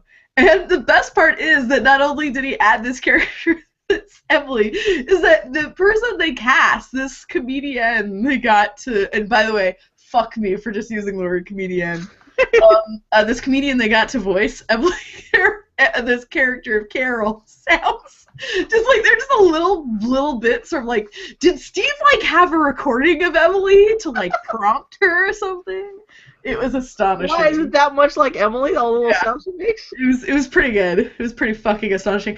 Also, it makes me feel like I'm in some sort of weird alternate universe where a TV show I like that is made by a friend of mine has a weird in-joke character of a friend of mine.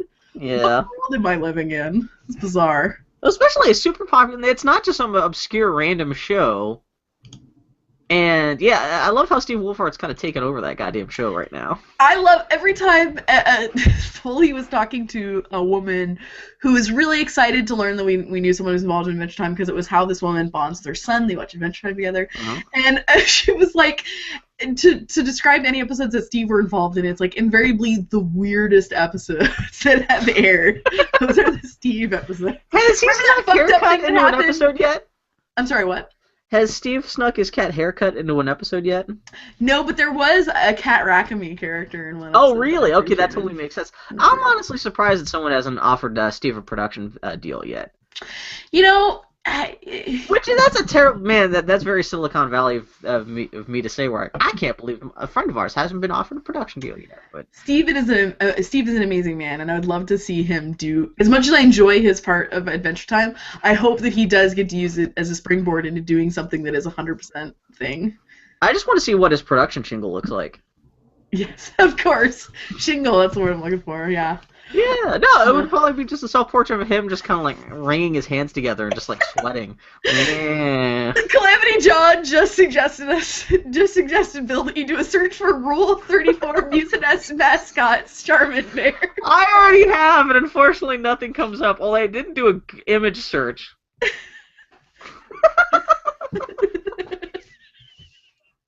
I don't... Oh, my God. Anyway, okay. Oh, you know what? So Mad Men last week brought up have you ever heard of Burger Chef? No. Burger Chef is a now extinct burger chain that was only really kind of popular in the 60s and 70s, and I've already completely forgotten why I brought this up. It's something about mascots. Oh, you were saying I had something important to say about Burger Chef and how it relates to this mascot conversation. Anyway, believe it or not, 34 part of it. Continuing with the Geek Week in Review, Bill notes, first off, butt stuff. There's not a lot of stuff that happened this week. Annie, thumbs up or thumbs down for butt stuff? I don't really know what you mean in general. Butt stuff! You don't know what butt... You know, just butt stuff. This is not a specific reference to anything, just butt stuff. Just butts cosmically, stuff related to butts, butts in the bedroom, just butt stuff. can't believe we're having this conversation. I thought of all people I could just say the word butt stuff to. And Do you mean anal sex, Bill? Not even necessarily anal sex, but if you just want to play around with the butt or just look at the butt. My wife has a really nice butt. When she got her suit done, my favorite thing about the whole process was when they were filling out the form. Yeah. There's a part, because you're doing all these measurements and also just kind of general descriptions and there's these little check boxes. Oh, and God, no wonder you haven't gotten your own suit yet. That would horrify me. They get to my wife's buttocks and they just put... Is that an area on the form? The butt region is a measurement that you take, and they should change it to butt stuff.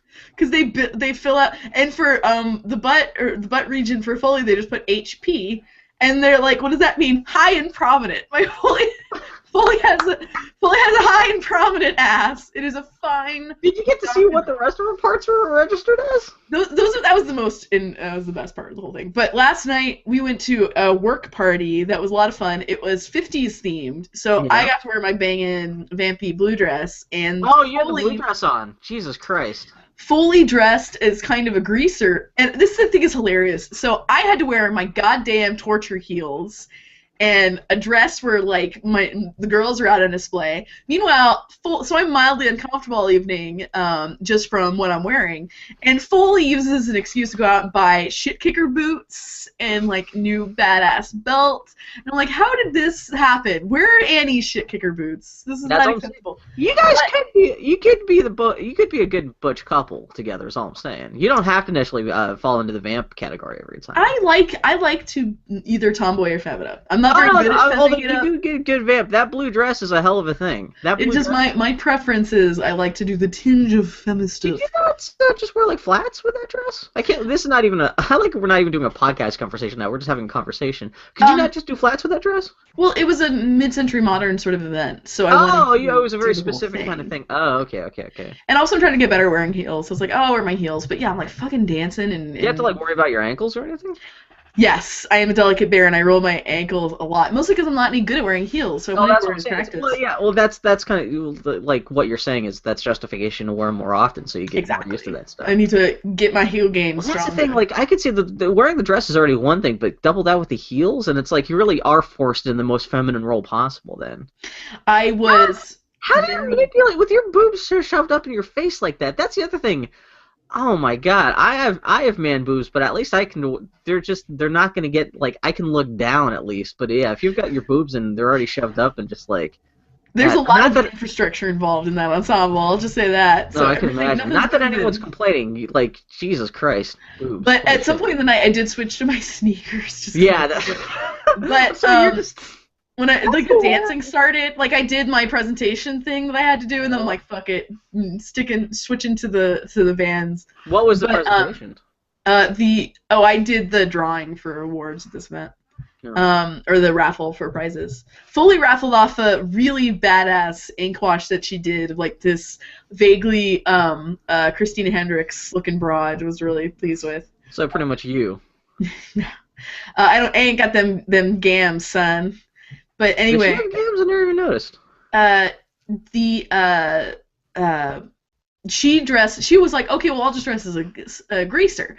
So she was wearing these really nice pants, and every time she walked away, I was like, so people would be talking to me, I'm like, hold on.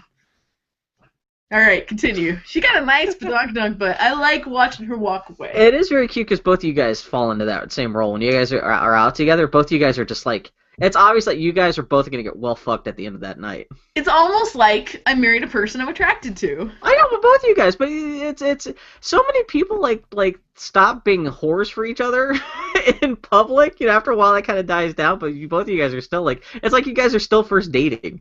It's really cute. I'm very attracted to my wife. She is. Yeah. Well, no, that's a good thing. Bill, yeah. I hate to break your heart, but we came home, I peeled off all my infrastructure and put on pajamas. We watched an episode of once and then went to sleep. It's not just like bang each other out of your clothes. She worked a 10-hour day. Oh, okay. Well, okay, that's enough. If it was the weekend, okay, I forgot that she has to work on Saturdays. Yeah. And as my wife, we were on the way home, I was talking to her, and she was like, "This outfit." I told her, "I'm like, this outfit is kind of assault-proof because I'm wearing enough infrastructure that like it takes a lot of effort to undo all of this." Wait, what's the infrastructure? You think it would just be like a support bra or something, right? Tights, a bra, like there's like a girdle sort of thing involved. Oh, There's really? some, Okay. like, Oh, so there's you really are kind of doing the mid-century. It's not just. yeah. It's, You oh, gotta do okay. the That's actually kind of cool. infrastructure. You're actually role-playing that. It's not like you're just putting on a fancy dress and saying, "Hey, I'm Madman." Well, no, because Oh, that's actually. I mean, it's torture for you, but that's actually kind of interesting to hear.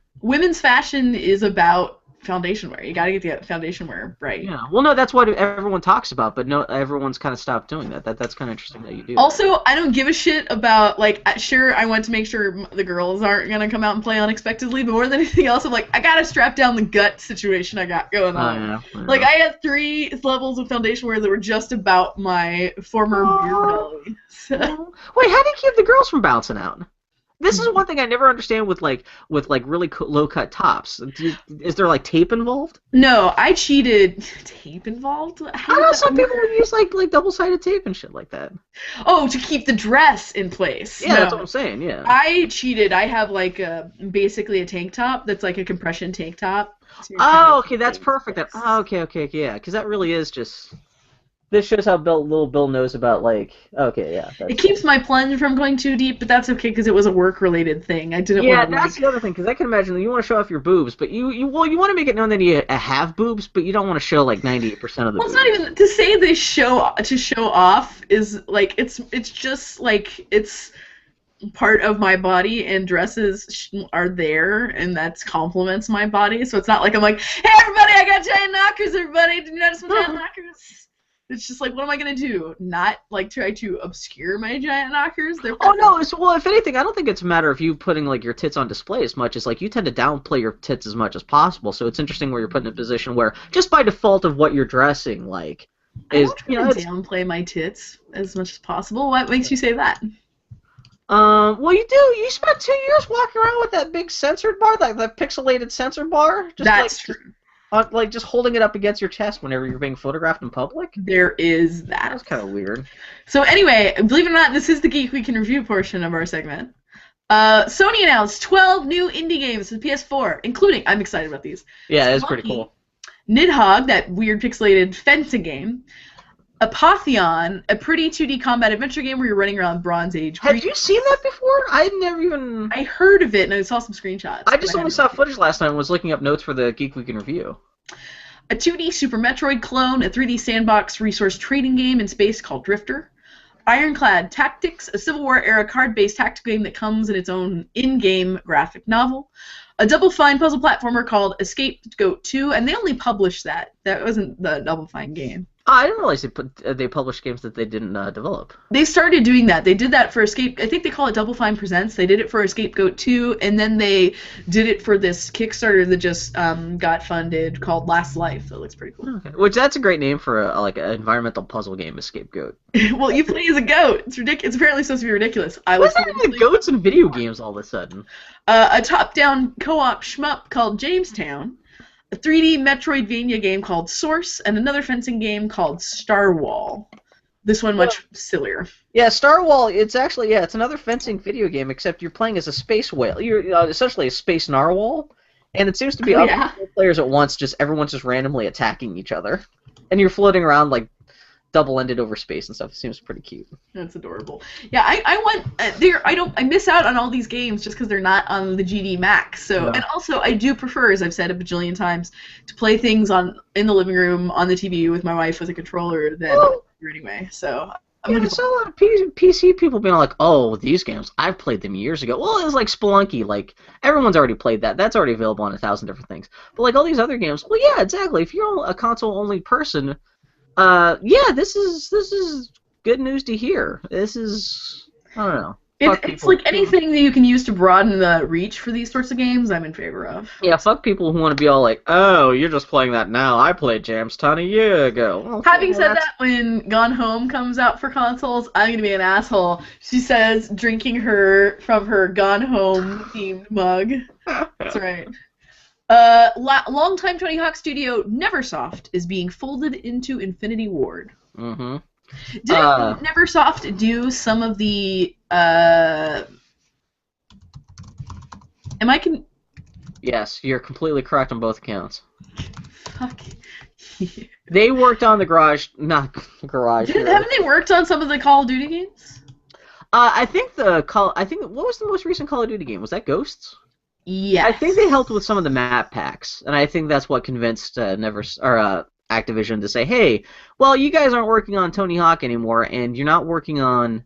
They also worked on a lot of the Guitar Hero games. Yes. This studio is used to working on Activision franchises that are being milked the fuck to death.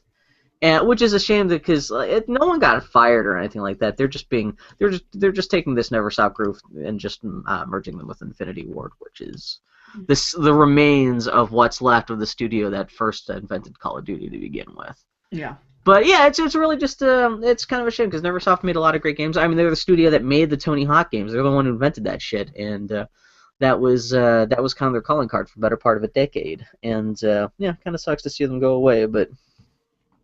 I guess it's not like it's not like we're missing out on a great Tony Hawk game franchise revival that could have happened if this didn't happen. But this is a weird time for games. It's amazing that Neverstop lasted as long as they did. Well, this is, I mean, just two news stories happening in the same week. Again, that this is kind of further proof of, this big AAA developer being smushed into another big AAA developer. Just to keep on making Call of Duty games. I mean, that's one symptom of where big console games are going.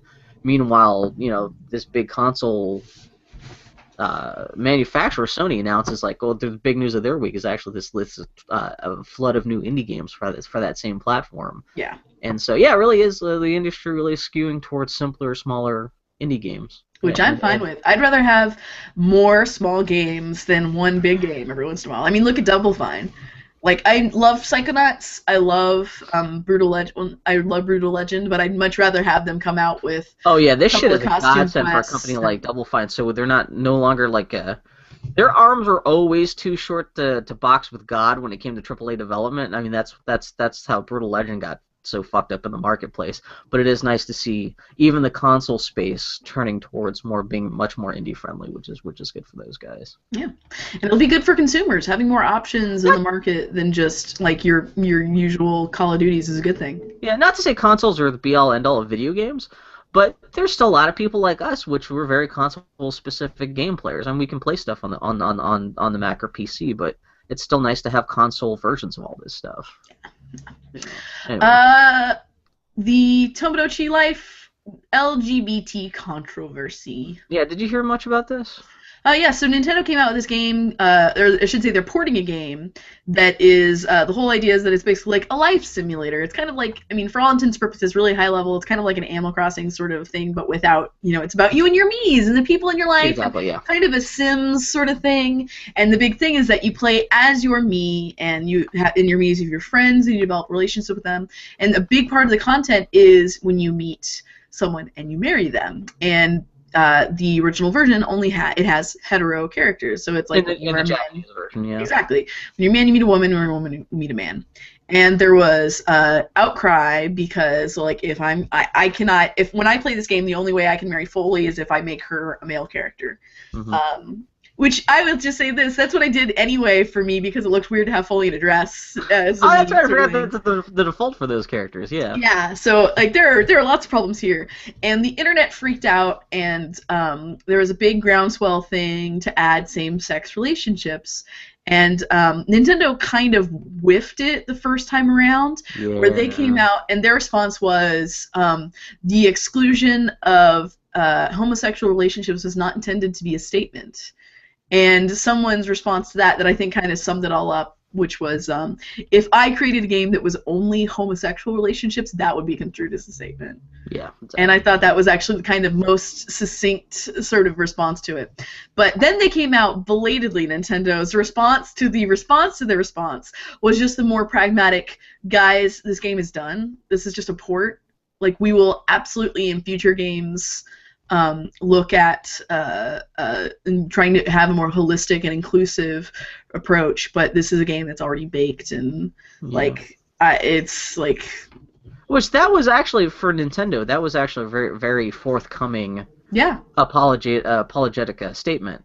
But yeah, that first one, I can't believe they couldn't see this situation coming where that first statement where it was just so tone deaf and not really understanding what the situation was. And the fact that this game had come out in Japan like a good year or so ago, so they had a whole year to kind of anticipate problems with this. Yeah. And Nintendo of America, their localization department is usually pretty savvy about this stuff. Not that not that they always go out of their way to fix stuff like this, but at least they seem to be able to anticipate some issues like this.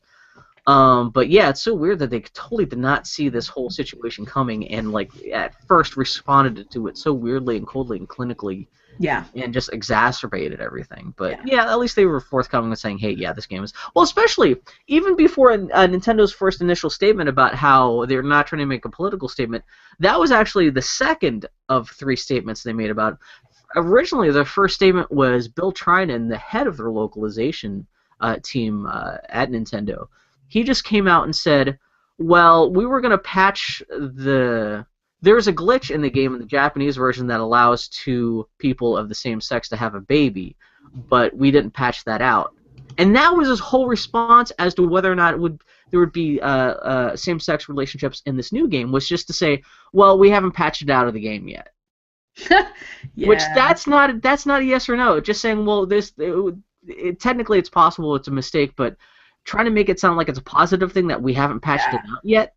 And that was even worse. And so at least on the 3rd try, they got it right in terms of their answer about this stuff. Yeah. Woof. Yeah, but it'll be really interesting to see if they ever come out with another Tomodachi game to see what Japan does, because I know Nintendo is an extremely conservative company, and Japan in general is very conservative when it comes to this kind of stuff too. Lesbian, gay, LGBT stuff is very stigmatized and very, not that it's super popular over here in the United States, but no, but it's a cultural thing. It is a cultural thing, so to some degree.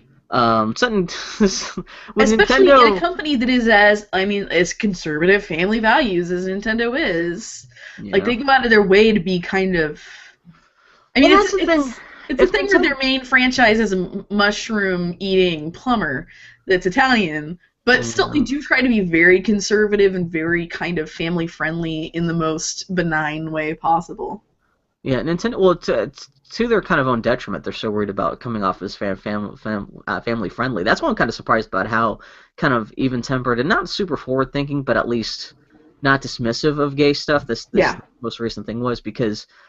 Yeah, Nintendo's always done everything as much as possible to not rock the boat when it comes to any kind of politics, especially with their more casual software and stuff. But it'll be interesting to see what happens, because I mean, Nintendo seems like they're looking towards getting out of conventional video games altogether with whatever quality of life technology they're coming out with next year.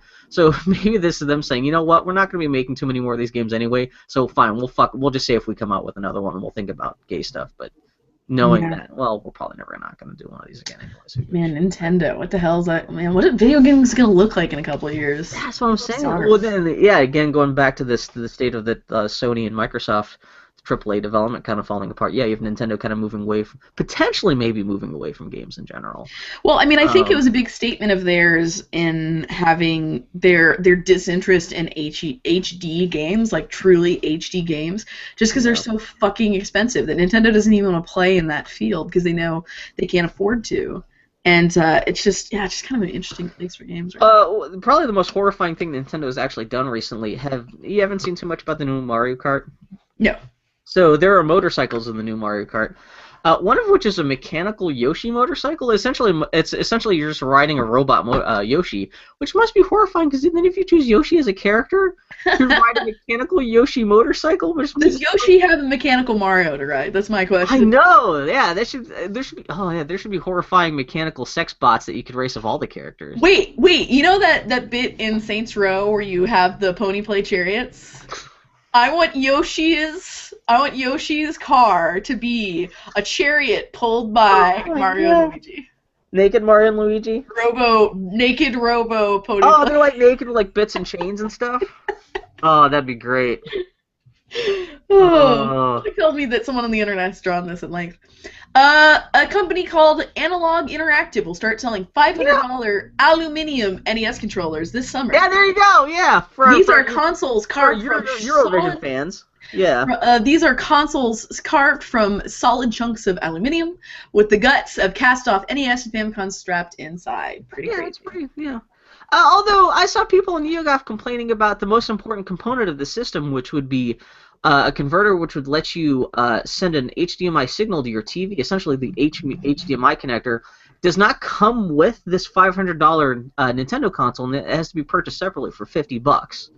Which they're right to point out. If you're charging $500 for a 35-year-old 8-bit console, you should probably put in the goddamn HDMI connector in there for free. You're paying $500 for a weird-ass, bespoke, like reconfigured piece of ancient hardware, dude. I'm just saying. That's... At the very least, it would make for a great murder weapon. Like that big chunk of heavy aluminum. Like, oh man. In the library with the aluminium NES console. So I guess like part of the thing is like supposedly the now people want to say aluminium case. Supposedly the metal is supposed to like shield the signal so you get a clear signal to the TV or some shit like that, but. Yeah. You know, the weird thing is Nintendo no longer owns the patent on Famicom and NES chips anymore, so anyone can make an NES console these days. Huh.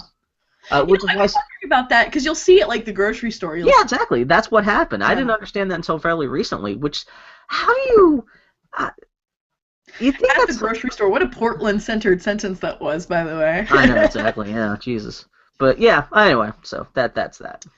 Orange is the New Black is renewed for a 3rd season. Chocolate and vanilla swirl, Bill. Yeah, no. Has the 2nd season even aired yet? No, well, it also got renewed for a 2nd season even before the 1st season aired last year. Which, right before that premiered, everyone was like, oh, that must be pretty good symptom about this 1st season. HBO must really love it if they're going to renew it for a 2nd season even before anyone's even had a chance to see the 1st one, so... Yeah. I mean, but it's smart because they can get this content to air, quote unquote, so quickly. They may as well just hit the ground running. Yeah, this new 2nd season is going to start airing in a couple weeks here. Will be airing less than a year since the 1st season had aired too, which it was kind of a false HBO alarm. shows can sometimes be that sometimes there could be a year gap or more than a year gap with seasons on HBO shows. So. I had a false alarm when I booted up Netflix the other day because they're pushing all these behind-the-scenes things. Oh, yeah? And I was like, oh, it's New Orange is the... Oh, it's not New Orange, it's a New Black. That should be coming up soon, though.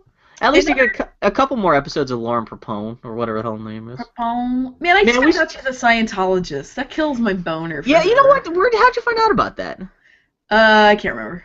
Oh, because I got the New Entertainment Weekly, which had a cover story on Orange is the New Black. And that's one of the things they mentioned in there, that supposedly the reason she decided to leave halfway through the next season is because she got offended because of some kind of solid sign. Oh, it was because supposedly the Church of Scientology got upset with her playing a gay character.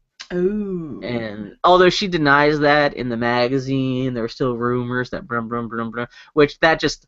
I hate that lady's character so much that just makes me... that's why. Whatever gets her character off the show. Oh. Speaking of TV news, Community was officially cancelled. Well, you know what? Thank God. I like Community, but all I've ever heard about Community, even before I started watching it, was like, oh, is Community gonna come? Every year, with its renewal was like this big, like, oh my God, everyone like wringing their hands or everyone campaigning to bring it back. The fact that it's dead, I mean, at least it's fucking dead and gone. You can stop worrying about it now. Move on with your life. Yeah, it was good, but it was not worth that much of everyone flipping out about it. I'm talking about in terms of like whether or not it gets canceled. I'm going to make a comment about Firefly here, but I'm going to move on. Oh. Well, no, it kind of is the new It's the comedy Firefly. Where, I mean, although this is at least around for more than like 6 episodes, so at least it kind of justifies people. Yeah. Oh no, I'm being a dick just for dickishness sake. I know. More importantly, in things that I care about, Hannibal was renewed. Yeah. Supposedly the only reason it was renewed is because it's mostly financed by weird European people. Yeah. The only reason I even say weird is because whenever anyone talks about it, they just talk about the European financing for that show in the most weird Vegas kind of ways, which almost makes it sound like it's financed by like weird like European cannibal drug mules or something like that. Like, where's this money coming from? No one wants to talk about who's actually paying for this show about a weird cannibal. I really want this show to be able to do Brian Fuller's weird, full Hannibal arc idea. I want to get to Silence of the Lambs and shit. I want to see this. Well, it sounds like if they actually capture Hannibal at the end of the season, the next season would have to be Manhunter, which would make the 4th season Silence of the Lambs. I don't know. We'll see what happens. But yeah, no. I wonder if they're going to give him the same deal that he got with Brian Fuller got for the first 2 seasons, which was not only does he get renewed, but he gets a 13-episode order straight off the bat, so he doesn't have to worry about being canceled in the mid-season. I wonder if we're guaranteed 13 more episodes, or if he just comes back for a couple episodes and he has to worry all season long as to whether or not they're going to get shut down.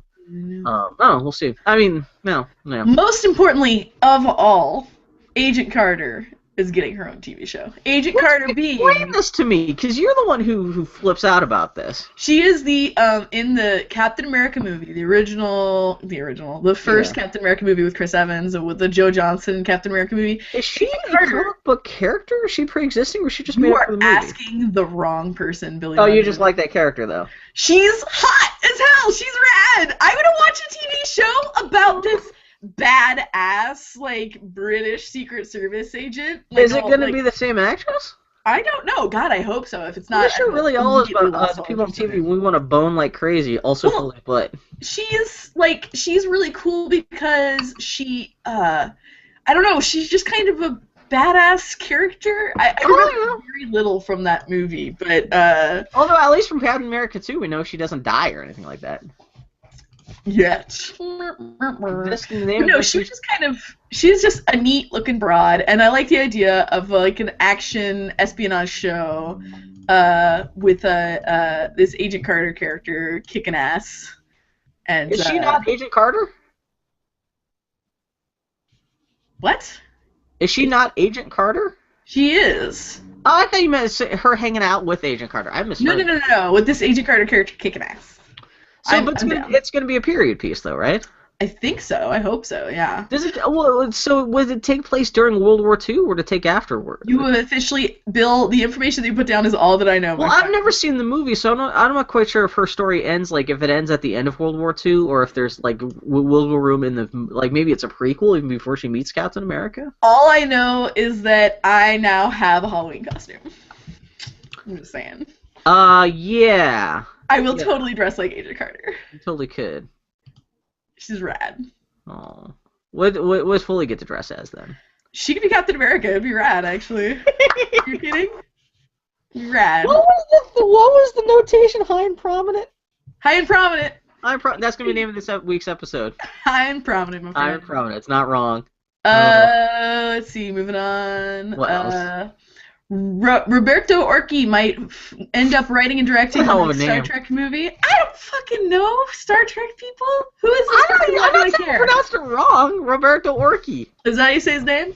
Yeah. He. Fun fact: he was one of the pod racers in episode 1. Really? Well, with a name like that, he sounds like he should have been a pod racer. Yeah. But yeah, he was. So he's the one half of Robert. Oh man, who's his writing partner? They wrote all these goddamn movies. Bear with me for a moment while I Google his butt. See, oh god, who was his writing partner? Oh my god. Okay. Ooh. Oh, he was a co-creator on Fringe. Yeah. He's one of J.J. Abrams' guy. He co-wrote everything from Mission Impossible to the Star Trek movie. Yeah, exactly. He co-wrote the new Spider-Man movies, which everyone is talking about how specifically the writing in that new Spider-Man movie is fucking atrocious. Yeah. Alex Kurtzman. He and Alex Kurtzman, they've been working together. Yeah, they've essentially been writing together for at least the last 10 years. Oh man, he wrote The Island, and The Island was fucking terrible. He wrote 3 episodes of Jack of All Trades, the Sailpunk syndicated show starring Bruce Campbell. And yes, I did say Sailpunk. He's the co-creator of Sleepy Hollow. Is that good? I've yet to watch it. I mean, Fringe was fine. A little bit of Fringe. I like that when you go to his IMDb entry, if you scroll down to the message boards. Now, IMDb message boards are notoriously the butthole of the internet. They're fantastic, though, yeah. The first thing is Hollywood, stop giving writing jobs to these guys. No, he is totally, right up there with... Who are the 2 guys who wrote Pirates of the Caribbean? Oh, like, Terry Rossio. yeah, it seemed like there was a decade where those two guys wrote all of Hollywood movies. Mm-hmm. And once Pirates of the Caribbean kind of slowly died off, it seems like Roberto Orci and Alex Kurtzman kind of took over where every big fucking movie. Yeah, I think they wrote they wrote the Transformers movies. They're writing the Spider-Man movies. Mm-hmm. Yeah, I guess this dude helped created Sleepy Hollow. Was a creative consultant on Xena Warrior Princess. Oh man, Jack of all trades. I forgot about that shit. Yup. So this guy doesn't he doesn't know what he's doing. But supposedly, I know of the three people who were in charge of the two J.J. Abrams movies of Star Trek. It was J.J. Abrams, Roberto Orci, and this writing partner Alex Kurtzman. This Roberto Orci guy, oh God, his name's hard to say, was the one guy on the whole staff who was kind of the Star Trek fan. So he was the one kind of responsible for all the links and gags and callbacks to old Star Trek stuff. Mm-hmm. So it sounds like, yeah, he's really petitioning to not only be the writer of the next Star Trek movie, but also its director. So we'll see what happens. But, yeah, hopefully the guy does a better job solo than he ever did with a writing partner. But oof. There's a Kickstarter for a Hollywood sci-fi museum to be built in Los Angeles. Essentially sounds like what we saw at the Seattle Sci-Fi Museum years ago, turned into a permanent exhibit. Which was, man, I still had that was a great afternoon, though, at that time. Yeah, that was a fun museum. I was really sad when I went back, and I was like, Foley, I have to take you to the Sci-Fi Museum. Yeah. And it was like, at the time, it was a much smaller exhibit about Captain America? Something? Yeah, we got tricked. Well, Yeah. when we went there, we went to the. So was it our first PAX? We went up to the Seattle Science Fiction Museum. I can't remember. Yeah. And this is like 2007, and we just happened to show up. We thought this was part of a permanent exhibit. Yeah. A shitload of props and models and costumes and stuff from all these different science fiction movies and TV shows. Everything from Star Trek to Star Wars to Blade Runner to everything. It was fucking crazy. Odin knew.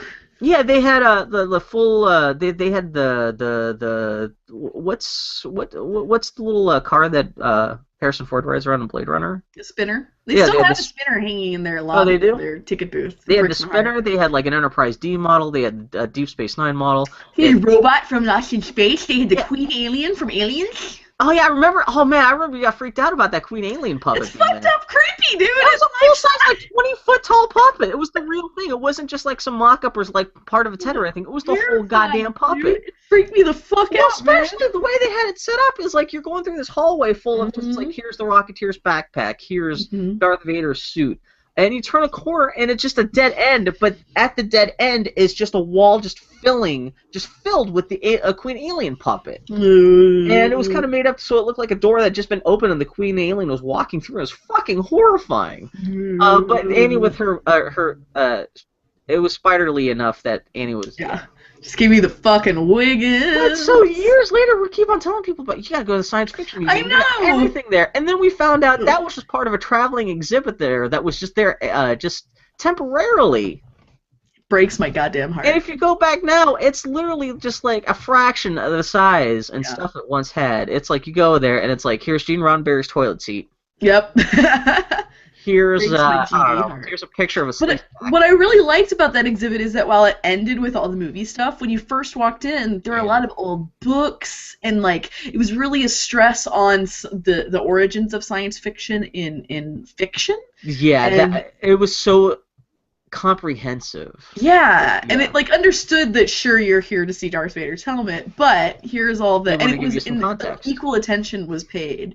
It was just they a very mentioned well like done exhibit. Jules Verne and H.G. Wells and stuff, and oh man, they had the dinosaur like the 3D dinosaur model from Jurassic Park when they were advocating for still doing like some degree of like stop motion. Yeah. It was so good. It was so good. But yeah, supposedly this Kickstarter for this Hollywood Science Fiction Museum sounds like they're trying to build a permanent version of that because they have a very specific floor plan of. Actually, I need to Google this because the board of directors for this place. At first, I thought there was some bullshit like this. It was just this Kickstarter was being put together by somebody with just who didn't know what they were doing. But wait, hold on, Hollywood Sci-Fi Museum. Let's see. So the board of trustees for this museum are Ronald D. Moore, creator of Battlestar Galactica, at least the reimagined version. Rick Sternbach, who's a production designer for a million Star Trek science fiction movies. Larry Nemecek, who was a Star Trek writer. Doug Drexler, who was a special effects guy. David Gerrold, another Star Trek writer. It's actually got some talent behind the concept for this Hollywood Sci-Fi Museum. So if this seems like this may actually be vaguely legitimate. But really, their floor plans are hilarious because like on the Kickstarter they show a video of like they created like a CGI mock-up of what it's like to walk through this museum. And you walk through the main doors and it's this big open area, and right above your head it's the Millennium Falcon and the Enterprise D from Star Trek. Mm-hmm. And then you go to like your left, it's like here's the Star Trek wing, here's the Star Wars wing, here's like the Terminator wing. Well, it's all Hollywood. It's not as comprehensive as this Seattle Sci-Fi exhibit. To be fair, it is the Hollywood Sci-Fi. Well, that's what I'm saying. But what we were saying was kind of the cool thing about the Seattle exhibit was the extra context they gave to it. Like, they had a whole little thing about like Ray Bradbury and all those guys, their influence on science fiction. Where this really is, you want to see a Terminator puppet? We got the Terminator puppet. Which is not bad, but it's not quite as classy. But this is us just complaining about everything. I was going to say, here's why things suck. But yeah, they have like a little Doctor Who wing. It's very silly. Phil Tippett's Mad God 2 Kickstarter ends in a few days. Yeah, go ahead. Well, a Kickstarter for a documentary called Elstree 1976 just launched. It's about a bunch of English bit players from the old Star Wars movies, like the guy who played Darth Vader, Boba Fett, and random Cantina aliens. Yeah, so the first Kickstarter here is, Phil Tippett. He's the guy. Well, he's the guy dinosaur consultant, right? Yeah, he's speaking of stop motion for Jurassic Park. Phil. Yeah, he's that guy. Yeah. He kickstarted the first half of this Mad God stop motion animated film like 2 years ago. Now he's doing another one, so he's just kind of. But he's like I think he's trying to get $60,000. I think he's just about to hit $50,000. And but his Kickstarter ends in just a couple days, which I might actually throw a couple bucks behind this because I've actually interacted with him once or twice on Twitter about this Kickstarter because I just found out about he's on Kickstarter and I love this guy because he's a special effects genius. And but he seems to have a sense of humor, and there were a couple things where I tweeted on Twitter about how people should back him because he spent a couple weeks during the making of Return of the Jedi dressed like a giant orange potato as the first test for like the Rancor pit monster thing. Yeah. Because they tried to make like a big Godzilla suit of that thing first, and he was the guy inside the suit, but they decided that looked too fake and they got rid of the footage. And so I was tweeting about how he sacrificed like weeks of his life to like dressed in this orange potato costume that never worked out. And he saw that I tweeted about that, and he figured it, and we tweeted at it back and forth at each other once or twice. It was pretty cute. But, yeah, so he's got a Kickstarter that may fail if people don't really pitch in the next couple days. And, yeah, the second Kickstarter for, Elstree 1976, which is kind of weird, because I think they said they've already actually filmed the documentary. They just need money for editing and getting it distributed. But they've talked to, it's 10 random people who were in the original Star Wars movies. The essentially English bit players, like I said, not really. The guy who played Darth Vader and the guy who played Boba Fett were not bit players, but most of the other guys are like people who played random Cantina aliens. But it's just talking to them about their experiences being part of Star Wars, which I don't know if that sounds interesting to anybody, but I don't know if you're into that kind of stuff. That's a Kickstarter that's going on now. Oh, this is the other interesting thing too. The Kickstarter now seems to have Kickstarters that go on for 2 months. When I checked on this, it had 56 days left, which I didn't realize Kickstarters could go on for that long. Fascinating. Good story, Boo. This is the part where Bill murders the podcast by talking too much. And finally, bringing it back to last week's episode again. No. Episode 3 begins filming on Tuesday. The sounds like a battle on Tatooine, huh? Yeah, they're filming in the Abu Dhabi desert. There are reports that they've built like what looks to be a centuries-old marketplace. Star Wars! With a big crashed spaceship in the middle of it, and they're bringing in a shitload of explosives for some kind of big battle scene. Star Wars! Star Wars! Oh, Star Wars! Jesus fuck! We're gonna be intolerable as this news drifts in. Well, hopefully there should be all the Boy Howdy Nation who don't give a shit about Star Wars. Well, you know what? If it's anything like the Phantom Menace when that first started up, like once they started filming, like things got really quiet until photos from the set started leaking. Mhm. Which that became a funny thing where people were like, "Oh, here's a photo of a random prop. What could this be? Could this be like a new kind of lightsaber?" And it's just like a piece of pipe or something like that. It's like it's not even like looks like it's like any kind of futuristic thing. It's just like or like a picture of someone's shoe or something like that. And everyone's like, maybe this is a shoe from Alderaan or like I don't know. It's very ridiculous. Oh. Star Wars. Yeah. Wait, have I made you watch Inside Llewyn Davis? I know we've talked about this a dozen We've times talked already. about it repeatedly, and I've told you repeatedly, no, I have not seen it. I was watching some of that last night, and that movie's goddamn cute. It's got, you know what? You guys need to watch it just because it has an orange kitten in it. It's one of the major supporting stars in that movie. Good Foley to would know. fucking love that movie just because of that orange cat. And with that, friends, this was the Boy Howdy Podcast. We're Wow. boyhowdypodcast.com, at Boy Howdy Podcast on the Twitters, howdy at boyhowdypodcast.com. You can send us an email, or you can use our contact form. In fact, we did get an email from a listener last week entreating us to go see the Spider-Man movie. Here's the thing. I will go see this GD movie because it's Spider-Man, and I will probably wait until it's like $2 and I can not have a beer. But listener CJ Sharple said, you guys need to check out the new Spider-Man film. Peter Parker is incredibly likable and lives up to the cheeky one-liners bad guys from the comics. There's not any kind of chosen one element of it. There's really only one main villain. Electro, the Green Goblin, is present in order to start the Sinister Six. It's a good movie. See, that runs completely contrary to everything else I've heard, but that Yeah. like, that's interesting. At the end of the day, I just want Andrew Garfield and Emma Stone to quip at each other and make smoochies. So if that's present, then I'll get something out of this movie. By smoochies, you mean kisses and not babies, right? Is smoochies your secret word for babies? Yeah. All right, smoochies. We'll talk to y'all next week. I'll sit on the bus and just yell out, pull out my penis, and scream, "Who wants smoochies?" Death. Then whenever I see Death to Smoochie at the video store, a little single Indian tear on my eye just goes. Before we started, I normally when we do these Google Hangouts, I'm way behind and late and whatever because I'm just rolling out of bed and like whatever the fuck, who cares? But this week I was actually early ahead of time, and on Twitter I was like, I'm early. What reward do I get? And someone said, you get to be done with Boy Howdy quicker. Thanks, Bill, for reminding me why I feel that way sometimes. Well, we're gonna have an episode where you don't mention your dick, and I won't know what to do with myself. What are you doing? All right, friends, we'll talk to y'all next week.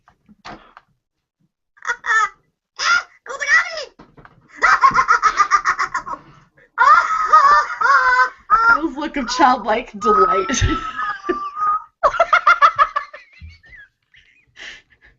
I'm sorry. I was gonna play a Star Wars sound effect right at the end of the episode, but then I forgot I had my headphones on, which only blasted through my speakers at through my headphones at top volume. So that's. Well done, Bill. Oh my god. Join us next week for more special effects. We'll talk to y'all later, friends. Oh, I love you guys. I just blew out my ear holes. That was a terrible special effect to blast in full volume in your own eardrums too. Oh shit. Oh, Bill. So I'm just saying, Annie, if you ever need a ringtone that is a tauntaun dying. God knows I do. Yeah. Oh man, have you stopped recording GarageBand? Yes, I just did. Okay. I will export the thing and send it to you, my friend. Yeah. So what are you doing for the rest of the day?